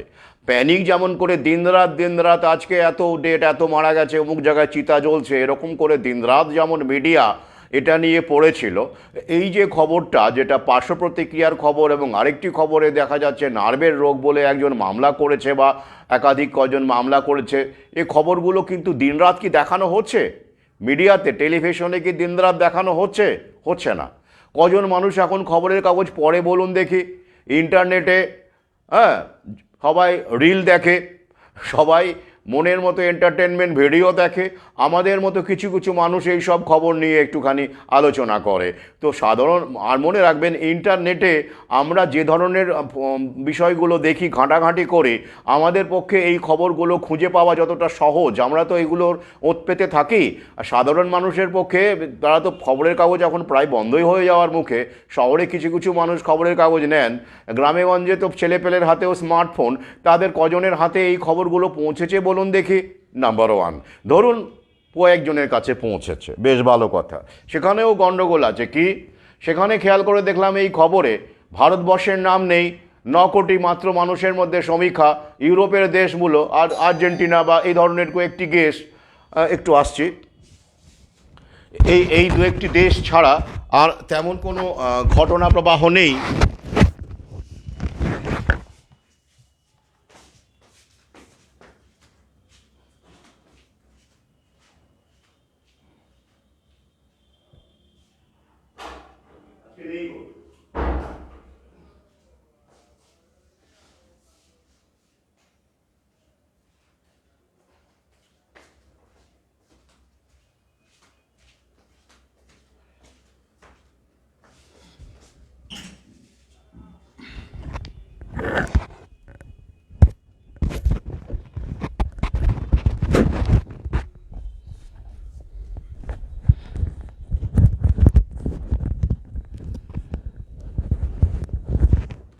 তেমন কোনো ঘটনা প্রবাহ নেই, তো ভারতবর্ষের নাম উল্লেখ নেই। এবং সেখানে দেখা যাচ্ছে কি, দেখুন খেয়াল করে, আমি যে খবরটির কথা বলছি, আমি এক এক করে বিশ্লেষণ করছি। সেখানে ফাইজার, মডার্নার উল্লেখ আছে, এবং মেসেঞ্জার আরএনএর উল্লেখ আছে, এবং অ্যাস্ট্রাজেনেকার উল্লেখ আছে, অ্যাস্ট্রাজেনেকার টিকা। এবার বুঝুন দেখি, প্রথমত আমাদের দেশের কতজন মানুষ জানে যারা কোন টিকাটা নিয়েছে বলুন দেখি? কজন মানুষ জানে? তারা জানে করোনার টিকা নিয়েছে, এই পর্যন্তই। কিন্তু সেটা অ্যাস্ট্রাজেনেকা, কোভিশিল্ড এবং অ্যাস্ট্রাজেনেকা একই, এবং অ্যাস্ট্রাজেনেকারই আরেকটা ব্র্যান্ড আছে ভ্যাক্সিভেরিয়া, সেটা ইউরোপে দেওয়া হয়েছে, খুব সামান্য হারে দেওয়া হয়েছে, কারণ ইউরোপে মূলত দেওয়া হয়েছে মেসেঞ্জার আরএনএ। তাহলে এই যে খবরটা, অ্যাস্ট্রাজেনেকা এবং কোভিশিল্ড যে অভিন্ন, সেটা কজন জানে? আর প্রথমত, কজন আমাদের দেশের খেটে খাওয়া মানুষগুলো তারা জানে যে করোনার টিকা, ব্যাস এই পর্যন্তই। কোভ্যাক্সিন না কোভিশিল্ড, সেটা কতজন জানে? আর কোভিশিল্ড হলে সেটা যে অ্যাস্ট্রাজেনেকা এবং কোভিশিল্ড যে অভিন্ন, সেটা কতজন জানে? আগে হ্যাঁ, ভালো করে বুঝুন। আবার এই খবরটিতে শেষে কি লেখা হয়েছে? শেষে লেখা হয়েছে ভারতের কোনো, সেই 8টা দেশের মধ্যে ভারতের কোনো উল্লেখ নেই, আমি লিঙ্ক দিয়ে দেবো, দেখে নেবেন। সেখানে আবার কি লেখা হয়েছে যে ভারতে যেটা দেখা যাচ্ছে, যারা করোনায় ভুগেছিলেন, মানে করোনায় যারা ভুগেছিলেন, হ্যাঁ, তাদের কারো কারো ফুসফুসের নাকি সমস্যা হচ্ছে, হ্যাঁ, ফুসফুসের ইনফেকশন হচ্ছে ইত্যাদি। তাহলে কি দাঁড়ালো? যেটা আগামীতে বাড়তে পারে। তাহলে কি দাঁড়ালো? মানে করোনায় যারা ভুগেছিলেন তাদের ফুসফুসের সমস্যা হচ্ছে, আগামীতে বাড়তে পারে। ভারতের ক্ষেত্রে এই রকম খবরটা দেওয়া হয়েছে। বাকি খবর, 9 কোটি মানুষ, ভারতের সঙ্গে তাদের কোনো যোগাযোগই নেই। কি বুঝলেন? তাই না? তাই এই খবরগুলো কিন্তু ধরি মাছ নাছুই পানি গোছের কতিপয় লোকই বুঝবে। অ্যাস্ট্রাজেনেকা কোভিশিল্ডকে বুঝতে হবে প্রথমত ভারতের নাম নেই, আমাদের দেশে তো স্পষ্ট করে না বললে একদম খোলা করে, আমি তো চেষ্টা করি সবসময় স্পষ্ট করে বলার অনেকটাই, তো না হলে কিন্তু মানুষ বুঝবে না, তাই তো তো নেই, প্রশ্নই আসে না। আর একটি খবরে কি নার্ভের রোগ দেখা যাচ্ছে, মামলা হয়েছে, তো ঠিক আছে নার্ভের রোগ দেখা যাচ্ছে দু একজনের হতেই পারে, ওখানে কি বলেছে যে প্রচুর মানুষের পার্শ্ব প্রতিক্রিয়া লক্ষ লক্ষ, যেটা আমরা জানি বাস্তবে তাই হচ্ছে, মানে কি ওই একটা মামলা হয়েছে এই পর্যন্ত, এই মামলা আগেও হয়েছে আমরা জানি, সে মামলা নিয়ে আমি ভিডিও করেছি, তাই তো। অর্থাৎ এই খবরগুলো কিন্তু মানুষের কাছে সেই হারে পৌঁছচ্ছে না যে হারে করোনার প্যানিককে পৌঁছে দেওয়া গিয়েছিল, কারণ এগুলো বারবার করে নক করা হচ্ছে না মানুষকে। তাহলে কেন খবরগুলো করা হচ্ছে, উদ্দেশ্য কি? হ্যাঁ, ড্যামেজ কন্ট্রোল করা। সংবাদপত্রে তো একটা ভূমিকা আছে, নিরপেক্ষ ভূমিকা, অর্থাৎ তারা বলবে না আমরা তো খবর করেছি। হ্যাঁ, কীরকম দেখবেন একটা খবরে বলা হচ্ছে প্রথম থেকেই কেউ কেউ অনেকে আশঙ্কা করছিলেন বা কেউ কেউ আশঙ্কা করছিলেন টিকার পার্শ্ব প্রতিক্রিয়া হবে। প্রথম থেকে কে কে আশঙ্কা করছিল? না, এমন কিচ্ছু আমি পাইনি আমাদের দেশে অন্তত পক্ষে। হ্যাঁ, আমাদের মতো কেউ কেউ, আমি যেমন ধরো প্রথম থেকেই লকডাউনের আগে থেকেই আশঙ্কা প্রকাশ করে আসছি, তো কে করছিল, কিন্তু খবরটা এমন একটা লিখেছে যেন তারা আশঙ্কা করছিল, মানে অর্থাৎ তারা দেখাতে চাইছে যে আমরা খুব দায়িত্বশীল সংবাদ মাধ্যম, অর্থাৎ তারা ড্যামেজ কন্ট্রোল করছে মানুষের মধ্যে, মানে তো তথাকথিত যারা শিক্ষিত মানুষ এখনও খবরের কাগজ টাগজ একটু আধটু পড়েন, তাদেরকে বোঝানো হচ্ছে যে না আমরাও কিন্তু খবর রাখছি, আমরাও কিন্তু খবর করছি, শুধু সোশ্যাল মিডিয়াতে হচ্ছে না, আমরাও বলছি। হ্যাঁ, এটা কিন্তু আরেকটা কারণ আপনাদের বলে দিই, সোশ্যাল মিডিয়া চাপ। কারণ সোশ্যাল মিডিয়াতে যেভাবে সমগ্র বিশ্ব জুড়ে আমাদের মতো মানুষ আমরা সচেতন হয়ে উঠেছি, প্রতিবাদ মুখর হয়ে উঠেছি, এবং আগামী ভ্যাকসিনগুলোর প্রতি যেভাবে অনীহা বাড়ছে, আর তাই সোশ্যাল মিডিয়া সংবাদ হিসেবে নিরপেক্ষ সংবাদ বা মানুষের কাছাকাছি থেকে সংবাদ দেওয়ার ক্ষেত্রে সোশ্যাল মিডিয়া কিন্তু এখন অনেক বড় ভূমিকা নিয়ে ফেলেছে।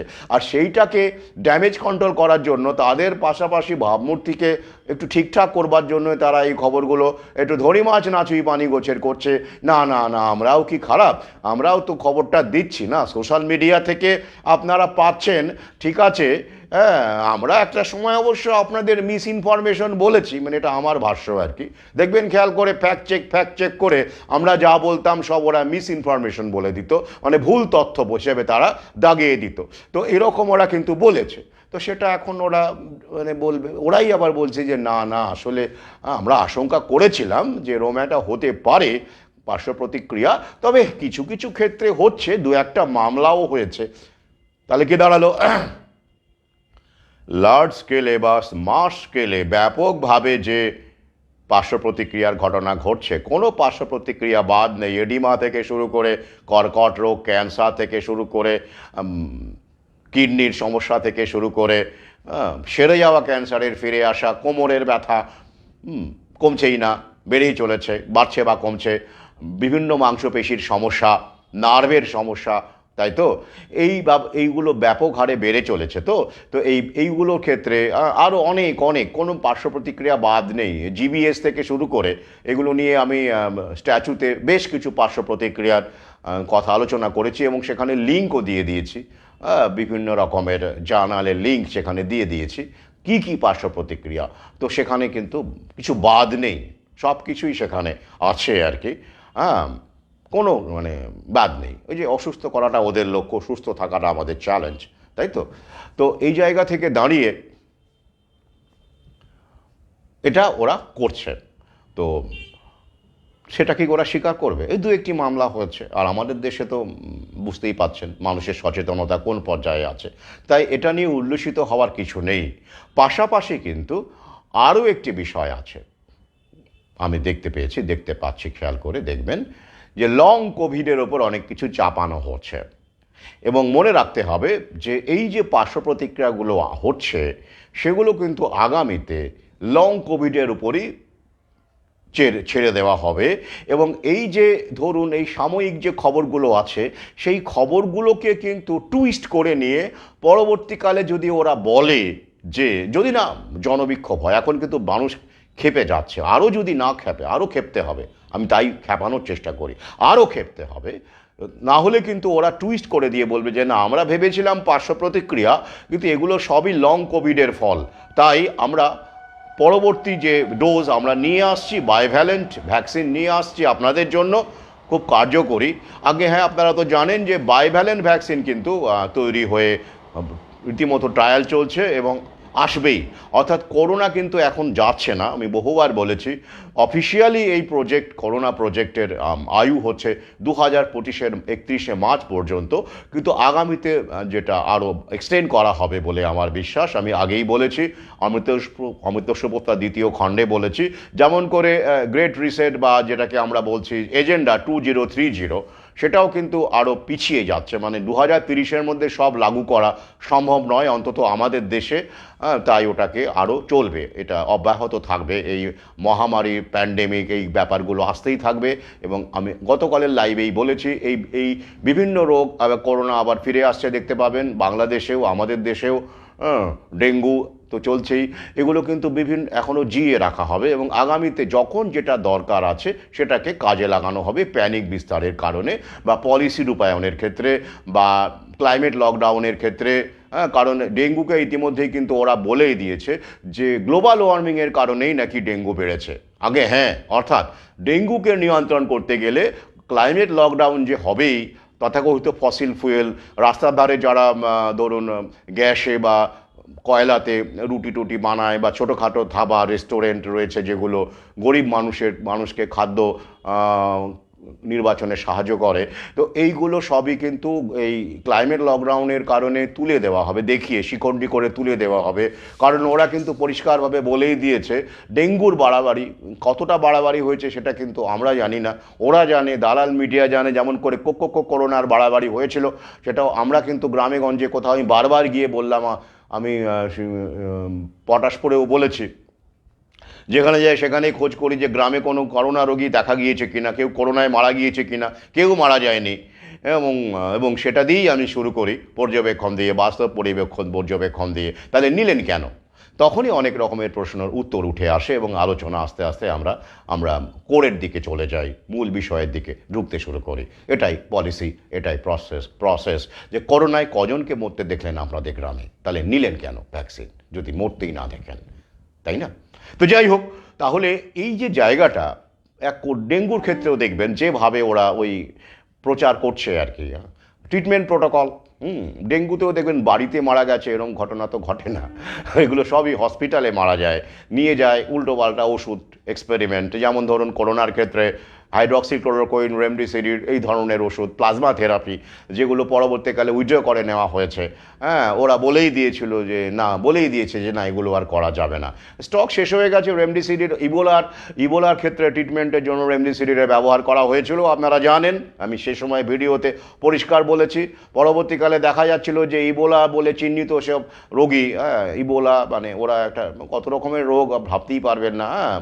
এই যে মারবার্গ আসবে বলে ওরা বলে রেখেছে, মারবার্গ আসতে পারে। ওরে বাপ রে বাপ, এইসব এত ভাইরাসের নাম আপনারা আগে জানতেন? আমাদের বাপ ঠাকুরদা জানতো না? আমরা সভ্য হচ্ছি, এগিয়ে যাচ্ছি, টেকনোলজি এগোচ্ছে বলেই না এত ভাইরাসের নাম আমরা জানতে পারছি, বলুন দেখি। তো যাই হোক, তো সেই জায়গা থেকে ওরা বলে দিয়েছে। তো সেই কারণে এখন কি হলো, তাহলে ওই যে ইবোলার সময় ওইটা ব্যবহার করা হয়েছিল রেমডেসিভির, এবং সেই সময়ে তারা কিন্তু অনেক রোগী মারা যাচ্ছিল উল্টে, লোকজন খেপে টেপে যায়, স্থানীয় লোকজন, মানে আফ্রিকাতে তো ইবোলা, তাই তো খেপে টেপে যায়। এবং তারা তো বুঝতেই পাচ্ছেন যে আবার খেপে টেপে গেলে মুশকিল। এই গ্রামের তথাকথিত অশিক্ষিত মানুষগুলো যদি একবার বুঝে যায় যে এই কারণে এটা হচ্ছে, তাদেরকে কিন্তু ঠেকানো মুশকিল, তাই তো। তাই তাদেরকে একটুখানি সেই সময় সঙ্গে সঙ্গে এই ইঞ্জেকশনটির ব্যবহার বন্ধ করে দেওয়া হয়। তার ফলে কিন্তু প্রচুর স্টক রয়ে যায় এই ইঞ্জেকশনটির, রেমডেসিভিরের প্রচুর স্টক রয়ে যায়। তো এই স্টকটা রয়ে যায় বলে, রেমডেসিভিরের স্টকটা রয়ে যায়, সেটা কোথায় কাজে লাগানো হলো? কেউ 40,000 টাকা দিয়ে কিনেছে, ভাবেন কোথায় যাবেন, কোথায় 40,000, 30,000 ব্ল্যাক মার্কেটিং হয়েছে এই ইঞ্জেকশনটির, এবং তাতে উল্টো ফল হয়েছে, মারা গেছে। পরবর্তীকালে স্টক শেষ হয়ে গেল, আবার জানিয়ে দিল যে না এটা করোনার ক্ষেত্রে এটাও ব্যবহার করা যাবে না। তাতে কি, আগে তো করা যাবে বলেছিল, স্টকটা খালি করে নিল, ব্যবসাটা করে নিল, মুনাফাবাজিটা করে নিল। ওই যে বললাম মুনাফা মানে আমরা প্রত্যেকেই কিন্তু প্রোডাক্ট, পণ্য, মনে রাখবেন। আর আমরা কিন্তু ওদের জন্য। একটা সময় ছিল মানুষের জন্য ওষুধ, এখন ওষুধের জন্য মানুষ। আমি বারবার করে বলেছি সাবধান থাকবেন, তাই তো? যাই হোক, তাহলে এখন প্রশ্ন আসছে, কি প্রশ্ন আসছে, যে গ্রামে গঞ্জে বা সর্বত্র আমরা দেখতে পাচ্ছি এটা অনীহা তৈরি হচ্ছে। তাহলে কিভাবে ওরা আবার বাইভ্যালেন্ট ভ্যাকসিন বানাচ্ছে, ডেঙ্গু ভ্যাকসিন আসছে, তাই তো? বড়দের যক্ষা ভ্যাকসিনও দেওয়া হবে বলা হচ্ছে, তাই তো? আবার এইচপিভিও তো দেওয়া হবে স্কুলে। তো তাহলে ওরা কি করে এত আত্মবিশ্বাস পাচ্ছে যে এত এত পার্শ্ব প্রতিক্রিয়া যদি ঘটে থাকে? আমরা যেটা মনে করছি, অনেকেই আমরা কমেন্টে বলছি যে এবারে আর সহজ হবে না, গুঁজে দেওয়া এখন আর সহজ হবে না। এটা যদি সার্বিক জায়গা তৈরি হয়, তো যদি তৈরি হয়, তাহলে কেন ওরা এত এত বিলিয়ন মিলিয়ন খরচ করে আবার নতুন নতুন ভ্যাকসিন আনছে? এটা নিয়ে একটু ভাববেন না? ভাবতে হবে তো, না? আপনি ভাবছেন যে লোকে আর নেবে না, এরকম একটা বিশ্বাস তৈরি হয়ে গেছে আপনার মধ্যে। গ্রামেগঞ্জে গিয়ে আমারও কথা বলে তাই মনে হচ্ছে, লোকজন তো তাই বলছে, একটা মারও নাকি বাইরে পড়বে না, এতটাই তারা উত্তেজিত এগুলো জানার পরে বা বোঝার পরে। অনেকেই, আমি গিয়ে বলছি বলেই যে তারা প্রথম বুঝলো এমন নয়, অনেকেই নিজের উপলব্ধি দিয়ে বুঝেছেন যে আগে কতটা দুর্বল ছিলেন, এখন কি পরিস্থিতি হয়েছে, আগে কতটা খাটাখাটনি করতে পারতেন, এখন কি হচ্ছে।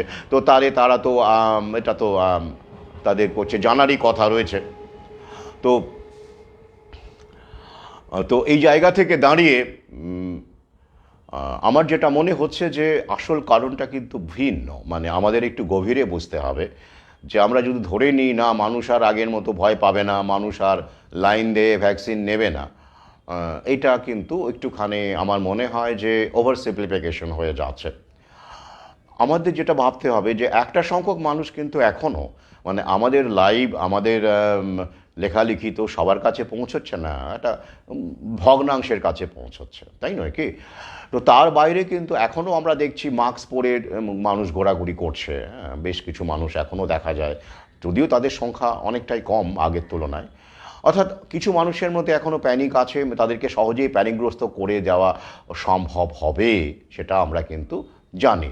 সেটা করে দেওয়া সম্ভব হবে, সে বিষয়ে কোনো সন্দেহ নেই। তো আর একটা বিষয় দাঁড়াচ্ছে যে কি দাঁড়াচ্ছে, নতুন রোগের ক্ষেত্রে মানুষ কি, ঠিক আছে করোনা দিয়ে হয়তো আগের মতো আর প্যানিক তৈরি করা যাবে না, কিন্তু আমি গ্রামে একটি, আমার ওই আড্ডার মধ্যেও একটি লোকের দেখবেন মন্তব্য আছে, তিনি নাকি ডেঙ্গুতে ভয় পাচ্ছেন, কারণ খবরে ডেঙ্গু আসছে বারবার। তাকে আমি বুঝিয়ে দেওয়া হলো, সেখানে বুঝিয়ে দিয়েছি, দেখুন করোনা নিয়েও একসময় খুব খবর হতো, তখনও আপনি ভয় পেয়েছেন, এবার ডেঙ্গু নিয়ে খবর হচ্ছে, আপনি আবার ডেঙ্গুকে ভয় পাচ্ছেন। তাহলে ব্যাপারটা কি বুঝলেন আপনি? মিডিয়া, টেলিভিশন, এগুলোকে বিশ্বাস করলেই আপনি কিন্তু বিপদে পড়বেন, কারণ এই সমস্ত চ্যানেলগুলোর মালিকই হচ্ছে পুঁজিপতিরা, আদানি আম্বানি। খেয়াল করে খোঁজ নিয়ে দেখবেন, এত এত টেলিভিশন চ্যানেল মালিক কারা? মালিকরাও পুঁজিপতি, তারাই ফার্মা কোম্পানির ব্যবসা করছে, তারাই টেলিভিশন চ্যানেল প্যানিক বিস্তার করছে, হ্যাঁ, তারাই আবার ইন্স্যুরেন্স ইনভেস্ট করছে, সব তো রিলেটেড। আপনাকে যদি বারবার মৃত্যু ভয় দেখানো যায়, বারবার যদি অসুস্থ করে দেওয়া যায়, এবং আপনি অসুস্থ হবেন এবং বাস্তবে অসুস্থ হয়েও যাচ্ছেন এইসব ফার্মা কোম্পানির ওষুধের পার্শ্ব প্রতিক্রিয়ায়, তাহলে আপনি কি করবেন? আপনি তো ট্রিটমেন্টের কথা ভাববেনই, যে এত এত লক্ষ লক্ষ টাকার বিল, তাহলে আপনি কিভাবে মেটাবো? তাহলে আপনি ইন্স্যুরেন্স করবেন সঙ্গে সঙ্গে। অর্থাৎ ওরা একদম রিলেটেড, একটু ভাবলেই বুঝতে পারবেন, ইন্স্যুরেন্স সেক্টরে ওরা ইনভেস্ট করে রেখেছে।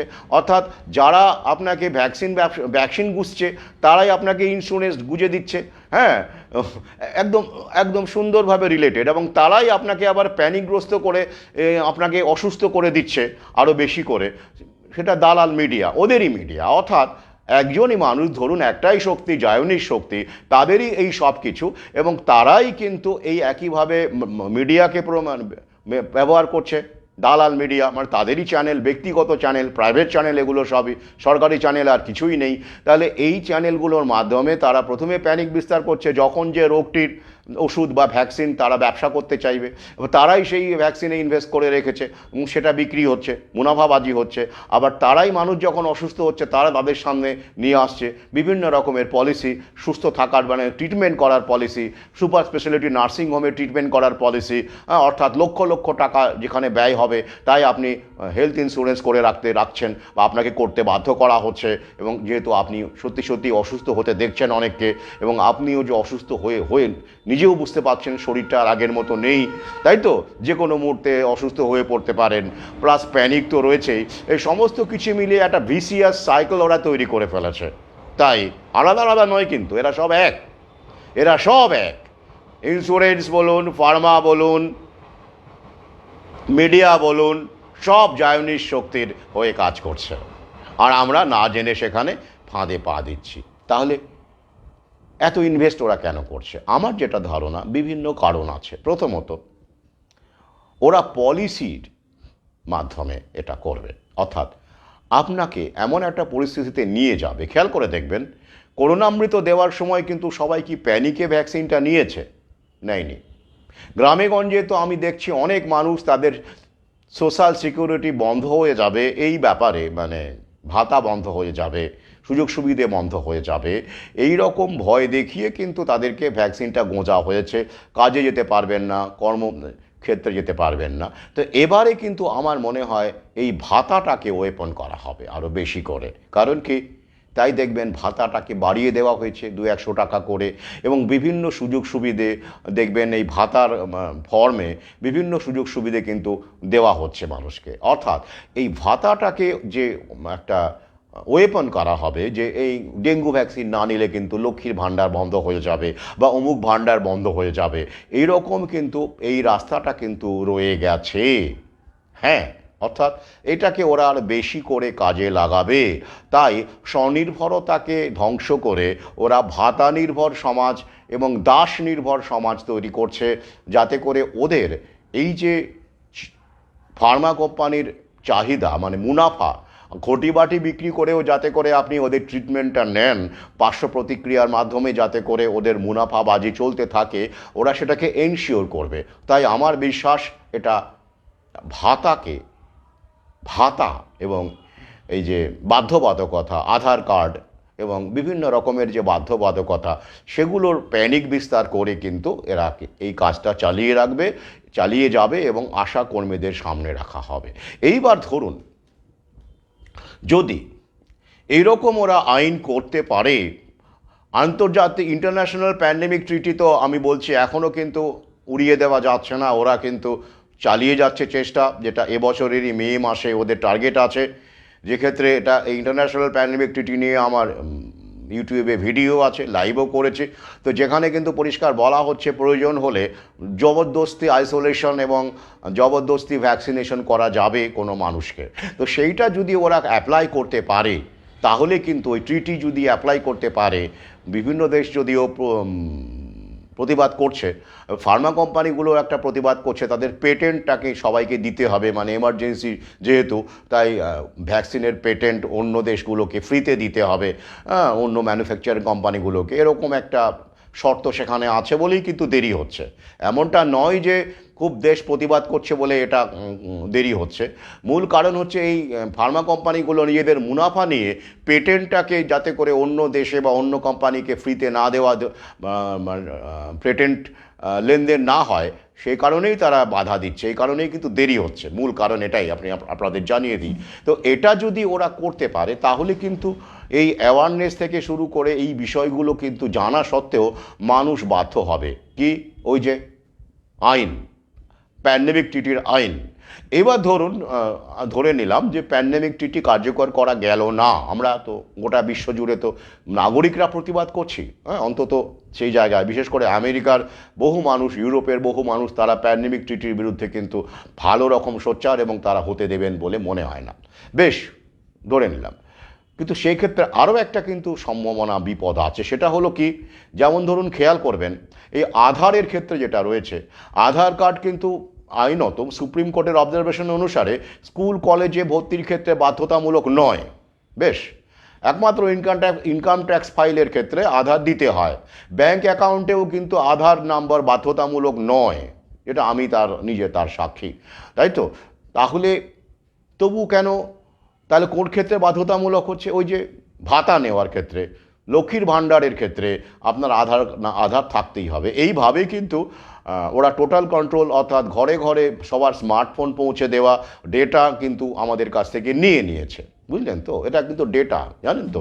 নিউ ওয়ার্ল্ড অর্ডারের একটা বড় সম্পদ অ্যাসেট হচ্ছে ডেটা, কারণ এই ডেটা টোটাল কন্ট্রোলের কাজে লাগে, এই ডেটা সার্ভের কাজে লাগে, এই ডেটা ডমিনেশনের কাজে লাগে। এটা নিয়ে আমি বড় একটি ভিন্ন ভিডিও করব, ডেটার ভূমিকা নিউ ওয়ার্ল্ড অর্ডারে। তো যাই হোক, তো সেক্ষেত্রে ওরা যদি এরকম করে যে সরকারি সুযোগ সুবিধা নিতে গেলে ভ্যাকসিনটা নিতেই হবে, সেই ক্ষেত্রে আমরা যারা সরকারি সুযোগ সুবিধা নিই না তারা হয়তো পার পেয়ে গেলাম, তাই তো? তারা পার পেয়ে গেলাম, কিন্তু তাদের সংখ্যা কতিপয়। এখন তো সবাইকেই কম বেশি দেখবেন লোভে লোভে পড়ে লক্ষ্মীর ভাণ্ডারের অনেকেই নাম লিখিয়েছেন। শোনা যাচ্ছে অনেকের নাকি শিক্ষক শিক্ষিকারাও দেখি পোস্ট করেন লক্ষ্মীর ভাণ্ডারের নাকি নাম ভুল করে নাকি তারা নিয়ে ফেলেছেন, এখন কি করে সেটাকে উইথড্র করা যায়, এরকম পোস্টও আমি দেখেছি। তো যাই হোক, সে ভিন্ন প্রসঙ্গ।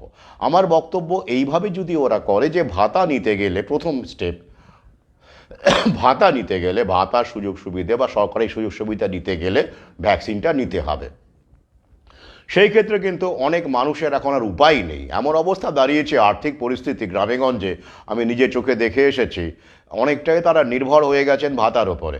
তো সেই ক্ষেত্রে তারা কিন্তু বাধ্য হয়ে যাবেন। পাশাপাশি মগজ ধোলাই তো চলবেই, পুলিশের ভয় তো দেখানো চলবেই। এ একটা কারণ আছে, এ একটা সম্ভাবনা আছে বলছি আমি। আর কি হতে পারে? এটা কিন্তু বেশ জোরদার ব্যাপার, কি বলুন দেখি? এই সম্ভাবনাটাও রয়েছে এবং জোরদার রয়েছে। ডবল বা ট্রিপল ডোজ নেওয়ার ফলে অনেকেরই ইমিউন সিস্টেম কিন্তু তলানিতে, তারা অসুস্থ হয়ে পড়বেন আগামীতে আরও বেশি বেশি, যদি না প্রাকৃতিক জীবনযাপন করেন। কারণ এই অমৃতের মেয়াদ, পার্শ্ব প্রতিক্রিয়া কিন্তু এই দুদিনেই শেষ হয়ে যাবে এমন নয়। এ বিষয়ে আমার বিস্তারিত রিসার্চ আমি লিখেছিলাম, বলেওছিলাম। এই অমৃতের বা যে কোনো অমৃতেরই, বিশেষ করে এই অমৃত, বিশেষ কোভিড পরবর্তী এই যুগে যে অমৃতগুলো দেওয়া হচ্ছে, তার 3টি মেয়াদি পার্শ্ব প্রতিক্রিয়া সম্ভাবনা এবং হবে। এটা হলো শর্ট টার্ম, অর্থাৎ সঙ্গে সঙ্গে আপনি বুঝলেন ব্যথা হলো বা জ্বর হলো, অর্থাৎ 24 ঘন্টার মধ্যে আপনি ফিল করলেন একটা সাইড এফেক্ট, ঠিক আছে? এ একটা হতে পারে। সঙ্গে সঙ্গে মারাও গেছেন, এরকম কিছু ঘটনা আছে। আর কি হতে পারে? মিড টার্ম, অর্থাৎ 2 থেকে 3 বছর, 2 বছর ম্যাক্সিমাম। এই 2 বছরের মধ্যে আপনার একটা সমস্যা হলো, যেমন কেউ ব্রেন স্ট্রোক হলো বা কিছু হলো। তো আর লং টার্মের ক্ষেত্রে 10 বছর ধরা হচ্ছে, কোনো কোনো ক্ষেত্রে 10 থেকে 15 বছর। তো এটা শরীর বিশেষে, দেহ, হিউম্যান বডি অনুসারে সেটা কিন্তু থাকতে পারে। এটা আমি বহুবার বলেছি, যারা আমার সহযোদ্ধা আমার আলোচনা পড়েছেন, একজন যারা আমার প্রোফাইলে আছেন তারা জানেন, একজন মন্তব্য করেছেন। তো এগুলো মানে অস্বীকার করে লাভ নেই, অনস্বীকার্য যে এই বিষয়গুলো, এই তথ্যগুলো এখন আমার প্রোফাইলে থাকা পাঠক সহযোদ্ধা তাদের ঠোঁটে তারা জানেন, তারা এগুলো নিয়ে আমার আলোচনা বহু আগেই শুনেছেন। তো যাই হোক, তো তাহলে কি দাঁড়াচ্ছে, এই যে পার্শ্ব প্রতিক্রিয়া যখন মারাত্মক আকার নেবে, সেগুলোকে তাদের প্রয়োজনীয় রোগ অনুসারে তারা কিন্তু দাগিয়ে দিতে পারবে। অর্থাৎ ধরুন ডেঙ্গু ভ্যাকসিনটা বাজারে এলো, ওরা আনছে ধরুন, এইবার এই পার্শ্ব প্রতিক্রিয়াগুলো মানুষের ইমিউন সিস্টেমে তো আস্তে আস্তে দুর্বল হয়ে যাবে। তাই আমি বারবার বলছি, ফার্মা কোম্পানিকে অ্যাভয়েড করে প্রাকৃতিক জীবনযাপনে ফিরে আসুন। এবং সেগুলো আমার সঙ্গে যারা দেখা হয়েছেন তাদের সঙ্গে কথা বলে আমার মতো করে, আমার রিসার্চ অনুসারে তাদেরকে কিন্তু আমি জানিয়েছি, ফেসবুকেও জানিয়েছি।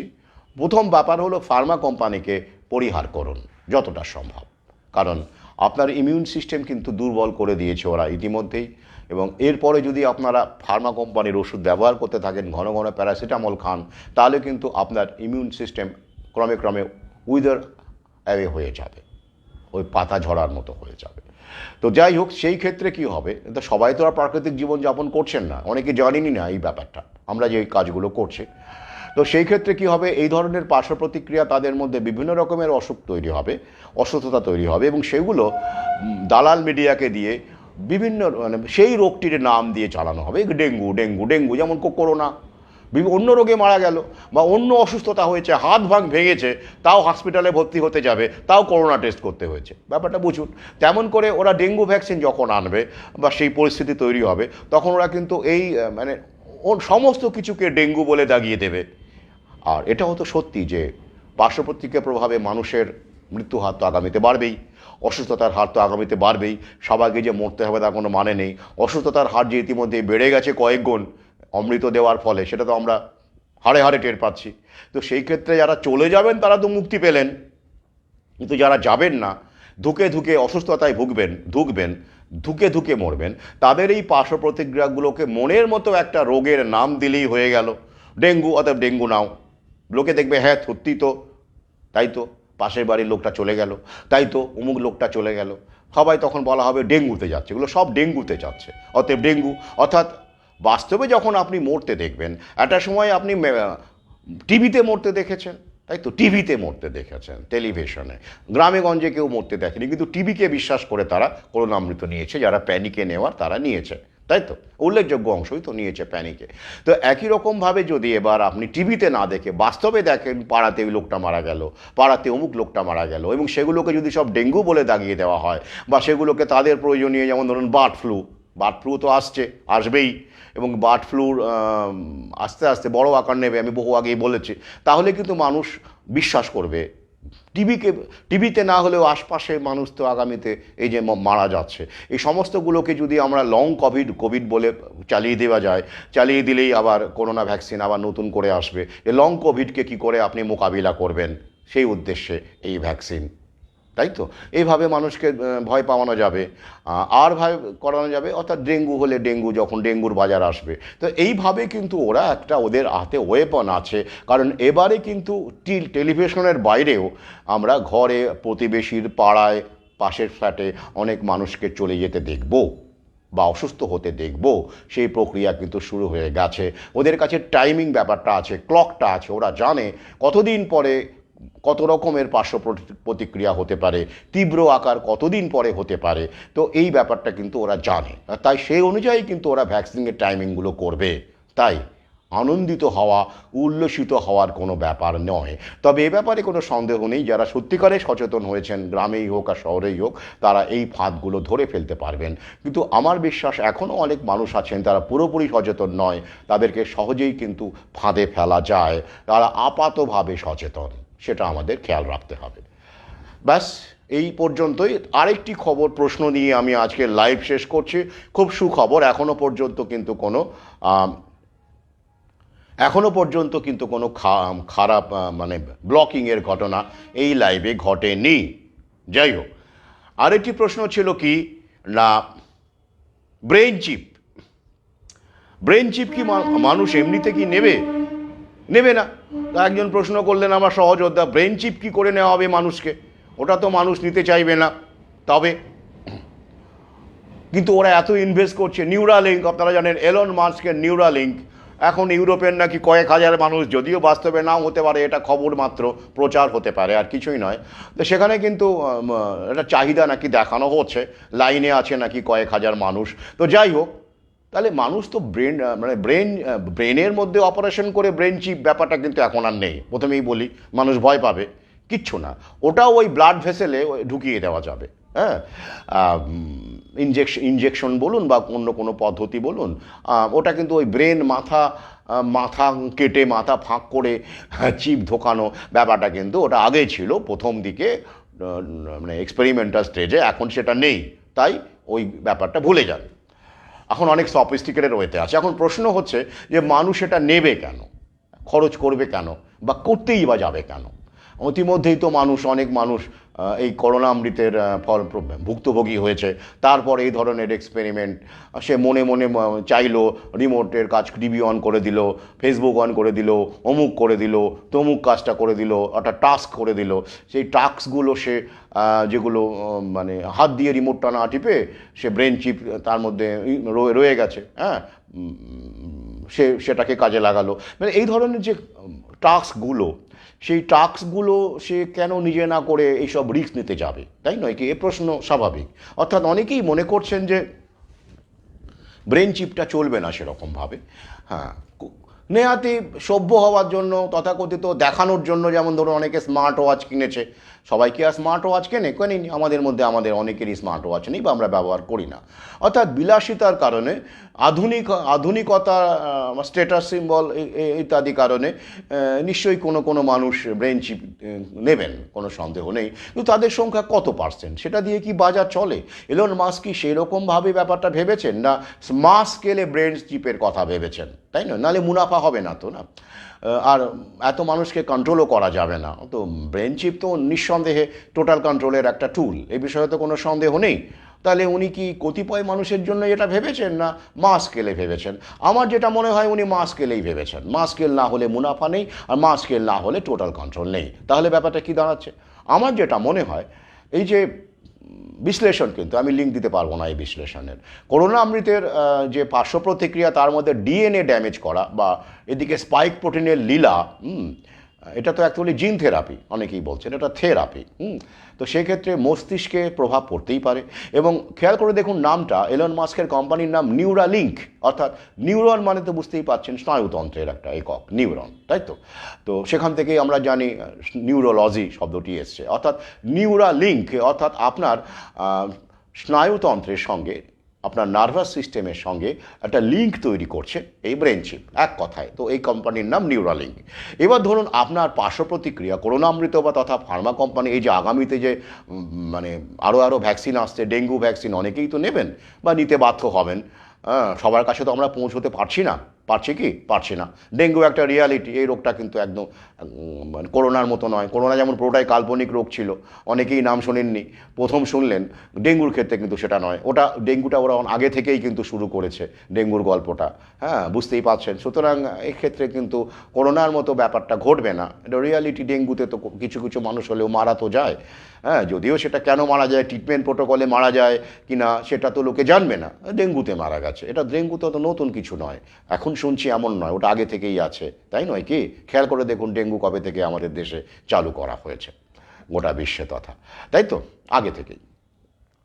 তাহলে এই ক্ষেত্রে কি দাঁড়াবে, এত করোনা মানে অমৃত নেওয়ার পরে, এত ভ্যাকসিন নেওয়ার পরে জিন থেকে শুরু করে, জিনগত বিন্যাস সমস্যা, ডিএনএ ড্যামেজ থেকে শুরু করে মস্তিষ্কের উপরও তো তার প্রভাব পড়বে। স্পাইক প্রোটিন তো ইতিমধ্যেই বাইরন বলেই দিয়েছিলাম যে স্পাইক প্রোটিন কোথায় কোথায় ড্যামেজ করতে পারে, কিডনি থেকে শুরু করে, ইউটেরাস থেকে শুরু করে, লিভার থেকে শুরু করে, ব্রেন থেকে শুরু করে। তো সেই ক্ষেত্রে মানুষের যে কগনিটিভ এবিলিটি, একটা স্টাডিও সেদিন দেখলাম আমি, যে ওরা বলছে যে লং কোভিডের ফলে মানুষের কগনিটিভ এবিলিটি অর্থাৎ বোধ বুদ্ধির ক্ষমতা কিন্তু কমে যাবে, হারিয়ে যাবে। ওরা দায়ী করছে লং কোভিডকে। লং কোভিড আসলে কি সেটা আমরা জেনে গেছি। লং কোভিড আসলে এই করোনামৃতের পার্শ্ব প্রতিক্রিয়াগুলোকেই ওরা লং কোভিড বলে চালিয়ে দিচ্ছে, যেটা লং অর্থাৎ 10 থেকে 15 বছর ধরে যে পার্শ্ব প্রতিক্রিয়া চলবে, লং টার্ম পার্শ্ব প্রতিক্রিয়া, সেটাকেই ওরা লং কোভিড বলে চালিয়ে দিচ্ছে। সেটা আমি বহু আগেই বলেছি। আর দুদিন আগে লং কোভিড ছিল না, হঠাৎ করে লং কোভিড এসে গেল করোনামৃত দেওয়ার ফলে। তো তখন কী হবে বলুন তো? সেই ক্ষেত্রে লং কোভিডের রোগীদের যাদের কগনিটিভ এবিলিটি কমে যাবে আগামীতে, উল্লেখযোগ্য অংশের, তাদের এই দৈনন্দিন কাজগুলো, যে রিমোট টেপা বলুন বা এই যে সাধারণ কাজগুলো, সেগুলো তারা নর্মালি করতে পারবে না।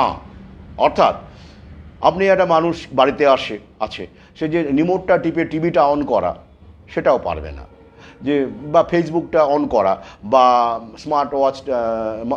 স্মার্টফোনটা অন করে ভিডিও দেখা বা কিছু করা, সেটাও তারা পারবে না। অর্থাৎ কগনিটিভ এবিলিটি যদি এরকমভাবে বা আঘাতপ্রাপ্ত হয় আগামীতে, যেটা লং কোভিডের ওপর চাপিয়ে দেওয়া হচ্ছে, তাহলে কিন্তু তাকে আত্মীয় স্বজনই বলবে, যখন এরকম একটা মানুষ হয়ে যাবে, বাড়িতে বসে এরকম একটা পরিস্থিতি হয়ে যাবে, সে কী করবে, তাই না? কি করবে সে বলুন তো? একটা ভেজিটেবল স্টেটের মতো অবস্থা দাঁড়াবে তার। তো ওই যে আপনি দেখেন স্টিফেন হকিংকে তো দেখেছেন, যাই হোক, অর্থাৎ সে কিন্তু দেখবেন তার শরীরে অনেক অনেক যন্ত্রপাতি লাগানো ছিল, তাই না? লোকটি কিন্তু মুভ করতে পারতো না, কিন্তু যন্ত্রপাতি লাগানো ছিল এবং সেটা কিন্তু ইতিমধ্যে মডেল হিসেবে আমাদের সামনে এসে গেছে, জানেন তো? কত বড় বিজ্ঞানী, কত বড় বিজ্ঞানী এটা আমি সেই বিতর্কে যাচ্ছি না, ধরে নিলাম উনি বেশ বড় বিজ্ঞানী। কিন্তু প্রশ্ন হচ্ছে, এটা খেয়াল করুন, স্টিফেন হকিংকে যেভাবে আমাদের সামনে আনা হয়েছে, গোটা শরীরে বিভিন্ন রকমের যন্ত্রপাতি লাগানো, না হলে, এবং তার মাধ্যমে তিনি কমিউনিকেট করছেন, বলছেন, লিখছেন, সেটা কিন্তু ওই নিউ ওয়ার্ল্ড অর্ডারের এই যে মডেল আগামীতে আসতে চলেছে এবং মানুষ হতে চলেছে, তার একটা ঝলক মাত্র। তবে হ্যাঁ, ওই সময় এইসব ব্যাপার ট্যাপারগুলো একটু গোদা টাইপের ছিল, দেখা যাচ্ছিল ওইসব তার ফার, অমুক কেবল টেবল ইত্যাদি ইত্যাদি। এখন সেটা অনেক সফিস্টিকেটেড হয়ে গেছে। এখন আপনাকে ওই ব্লাড ভেসেলের মধ্যেই আপনাকে ব্রেন চিপ দিয়ে দেওয়া যাবে, অর্থাৎ ওই রকম বদখত দেখতে লাগবে না। হ্যাঁ, আপনাকে আপনাকে হুইল চেয়ারেও বসতে হবে না, হয়তো অ্যাম্বুলেটরি ফাংশন যদি হয়েও যায়, আপনি ঘরের মধ্যেই বসে থাকবেন, বিছানায় বসে থাকবেন, ফেসবুক করবেন আর টিভি টিভি দেখবেন। ব্রেন চিপ, হ্যাঁ, ব্রেন চিপের মাধ্যমে আপনি কমিউনিকেট করবেন। কে ভয় পাচ্ছেন না? ওদের ইচ্ছেটা কিন্তু এমনই। আমার স্টিফেন হকিংকে যখনই দেখতাম, ওই ছবিটা বারবার করে দেখানো হতো, আমার তখনই মনে হয়েছে ওটা আগামীর ছবি, আগামীর ঝলক। তবে একটু সফিস্টিকেটেড ফর্মে আমাদের সবাই কম বেশি স্টিফেন হকিং হয়ে যাব আগামীতে, এবং সেটা হয়ে যাব ওই অমৃত ফার্মা কোম্পানির পার্শ্ব প্রতিক্রিয়া। পাশাপাশি 5G আসছে, সাবধান। 5G নিয়েও আমি অমৃতসর পত্র দ্বিতীয় খণ্ডে কিন্তু লিখেছি। 5Gর যে সিস্টেম 4Gর থেকে একদমই আলাদা, একদমই আলাদা সিস্টেম। এবং এর ফল এটা ইউরোপে কি কি রকমের বড় বড় বিজ্ঞানী, যারা দালাল মিডিয়ার বিজ্ঞানী নন, হ্যাঁ, এবং দালাল বিজ্ঞানী নয়, তারা কি কি বলেছেন 5Gর ব্যাপারটা কিন্তু দ্বিতীয় খণ্ডে ওই চ্যাপ্টারেই কিন্তু আলোচিত হয়েছে। তো সুতরাং এই সমস্ত কিছুর কম্বিনেশনে, একদিকে 5G, একদিকে ফার্মা কোম্পানি, এদিকে ভ্যাকসিনের পর ভ্যাকসিন, এই সমস্ত কিছু মিলিয়ে, এবং সেগুলোকে লং কোভিডের নাম করে, যেগুলো আমাদের কগনিটিভ এবিলিটি, অর্থাৎ আমাদের এই যে স্নায়ু মানে নিউরন, যে যে কাজগুলো আমরা করি, স্বাভাবিক কাজকর্ম যেগুলো করতে কোনো সমস্যা হয় না আমাদের, সেগুলোকে ওরা ব্যাঘাত ঘটিয়ে, ব্যাহত করে তবেই ওদের কিন্তু প্রোডাক্টটা বিক্রি করতে পারবে বা টোটাল কন্ট্রোল করতে পারবে। খেয়াল করে দেখবেন, আমরা যদি সুস্থ থাকি, প্রকৃতির সঙ্গে থাকি, তাহলে কিন্তু বর্তমানে যত খাবার দাবার, প্যাকেজ ফুড থেকে শুরু করে যেসব ওষুধপত্র বিক্রি হয়, প্রয়োজন তৈরি হয়েছে, IVF থেকে শুরু করে কত কত প্রয়োজন দেখবেন বিভিন্ন ওষুধপত্রের ক্ষেত্রে, তার প্রয়োজনই হয় না। আর তাই ওদের লক্ষ্য হচ্ছে আমাদেরকে, আমাদের শরীরের বিভিন্ন বিষয়কে বিকলাঙ্গ করে দিয়ে ওরা প্রোডাক্ট বিক্রি করবে। অর্থাৎ যেটা আমি স্বাভাবিকভাবেই পারি সেটা আর পাচ্ছেন না, তাই বাধ্য হয়ে আপনি ওদের প্রোডাক্ট ব্যবহার করছেন, অর্থাৎ ওদের দাস হয়ে যাচ্ছেন। খাবার দাবারের ক্ষেত্রে এটা প্রকৃতি থেকেই আমরা পাই, ওষুধপত্রের ক্ষেত্রে যেটা প্রকৃতি থেকেই আমরা এতদিন পেয়ে এসেছি, নেচার কিওর বলুন, আয়ুর্বেদ বলুন, সেগুলোকেও আমাদের থেকে কেড়ে নিয়ে বিচ্ছিন্ন করে সেটা পোস্ত চাষ, এটা নিয়ে আমি আলোচনা করব।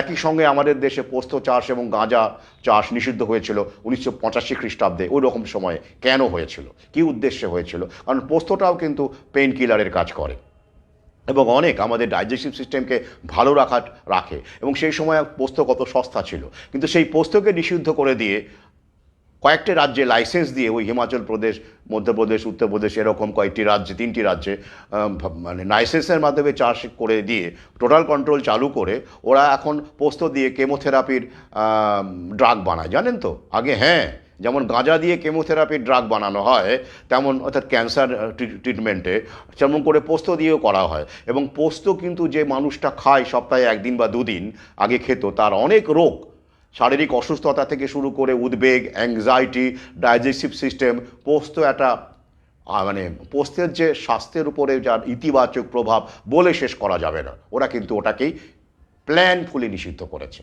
তাই তো? তো ওইভাবে, একইভাবে ওরা, ওদের শেষ রাস্তা এটাই যে মানুষকে প্রোডাক্ট, ওদের প্যাকেজিং বা ওদের টেকনোলজি বা ওদের প্রোডাক্ট বিক্রি করতে গেলে সমস্তটাই অস্বাভাবিক হতে হবে, অর্থাৎ প্রকৃতি বিচ্ছিন্ন হতে হবে, এবং স্বাস্থ্যের স্বাভাবিক ক্রিয়াকর্মগুলোকেও পর্যন্ত মানুষ যখন করতে পারবে না, তখনই ওরা বলবে কোনো চাপ নেই, এই তো আমি আছি, এই প্রোডাক্টটা ব্যবহার করুন। অর্থাৎ ধনতন্ত্র বা পুঁজিবাদ বা জায়নিস্টদের যে পুঁজিবাদ, সেটা যখন কোনো একটা বিষয় স্যাচুরেটেড হয়ে যায় তখন ওরা নতুন প্রোডাক্ট লঞ্চ করে, তাই কি, এবং নতুন নতুন ডিম্যান্ড তৈরি করে কিভাবে মানুষকে অসুস্থ করে দিয়ে, যেটা প্রয়োজনই ছিল না। এবার ধরুন ব্রেন চিপ, আপনার কি আপনি নিজে নিজে আপনি টিভিতে চালাতে পারেন, নিজে নিজে আপনি ফেসবুক অপারেট করতে পারেন, নিজে নিজে এই সমস্ত কাজগুলো, কগনিটিভ এবিলিটির কাজগুলো আপনি করতে পারেন, তাই তো, কমিউনিকেট করতে পারেন, মানুষের সঙ্গে কথা বলতে পারেন।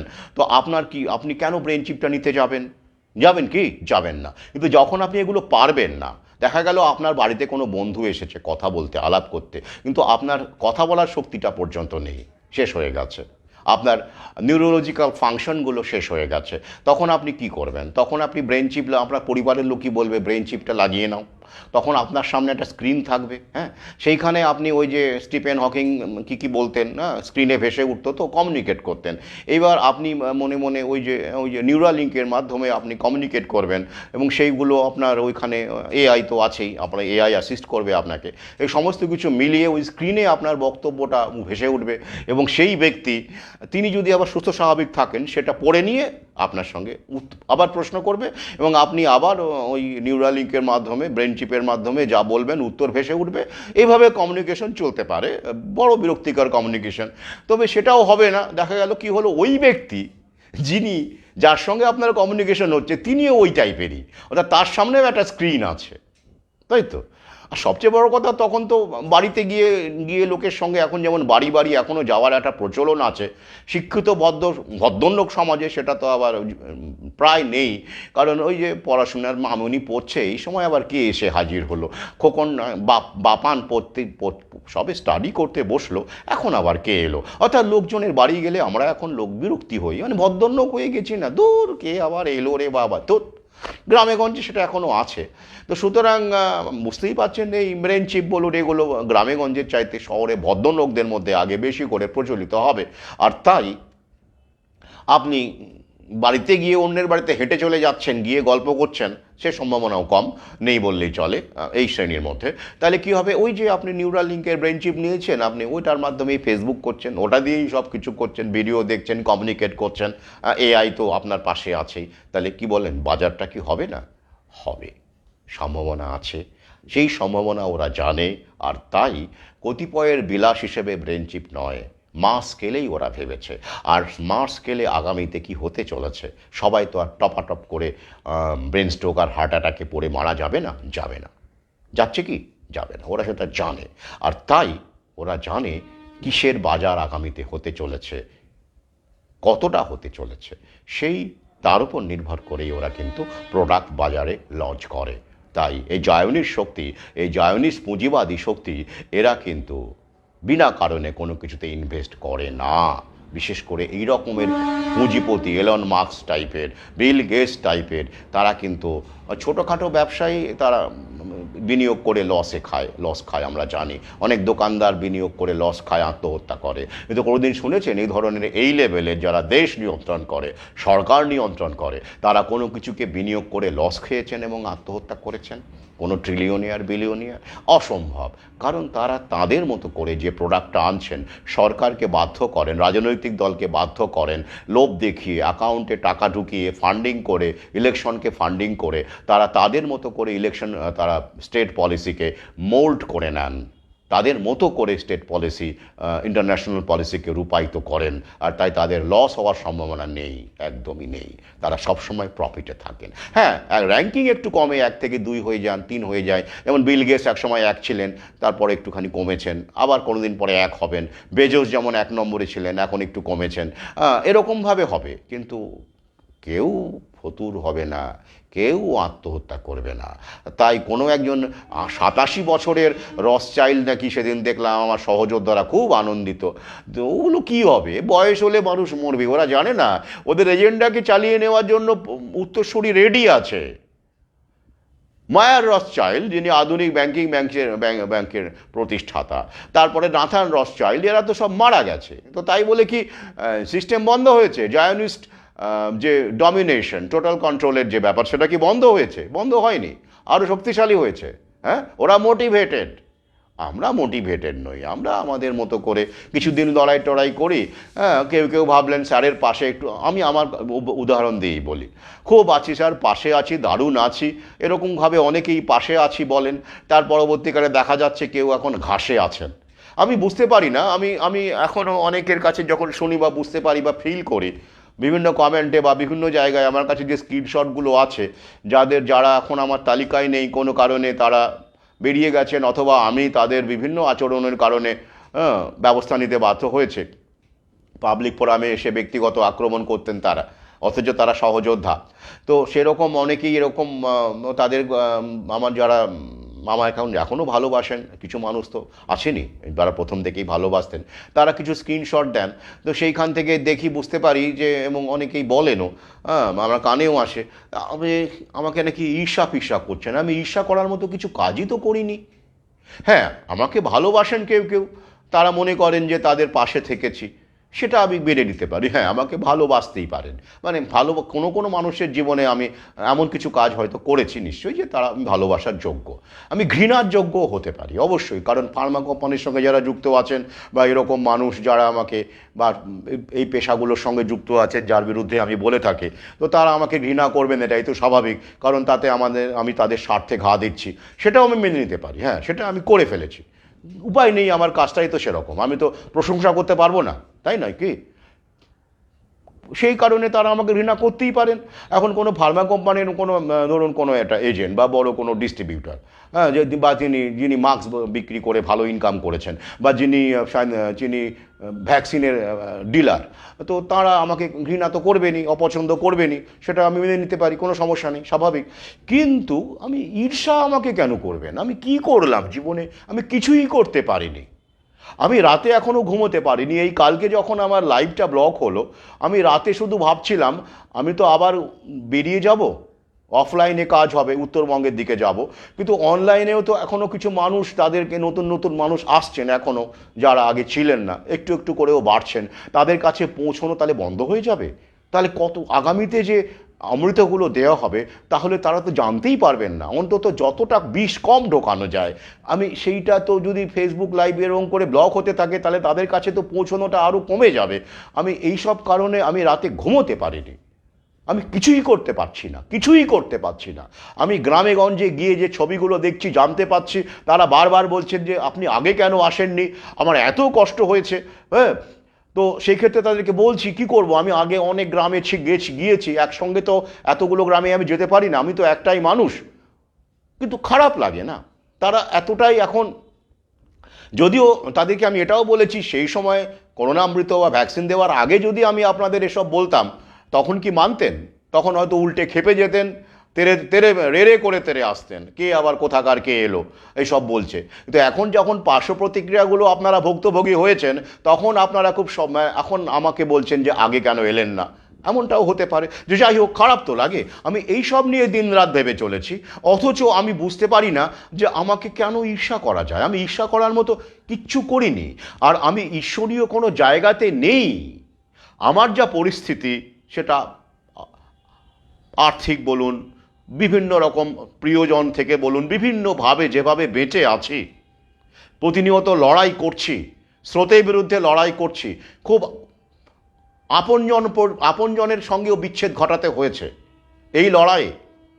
মানুষের পাশে থাকতে গেলে যে চড়া মূল্য দিতে হয়, তো আপনারা শুধু আমার লাইক কমেন্ট দেখেন, বা গ্রামে গঞ্জে গিয়ে মানুষ আমার সঙ্গে দেখা করছে, আসছে, গল্প হচ্ছে, এইসব তো আমি আপনাদের ইচ্ছেতেই দিই। আপনারাই তো বলেন যে ভিডিও দিন স্যার, কী হলো আমরা জানতে চাই।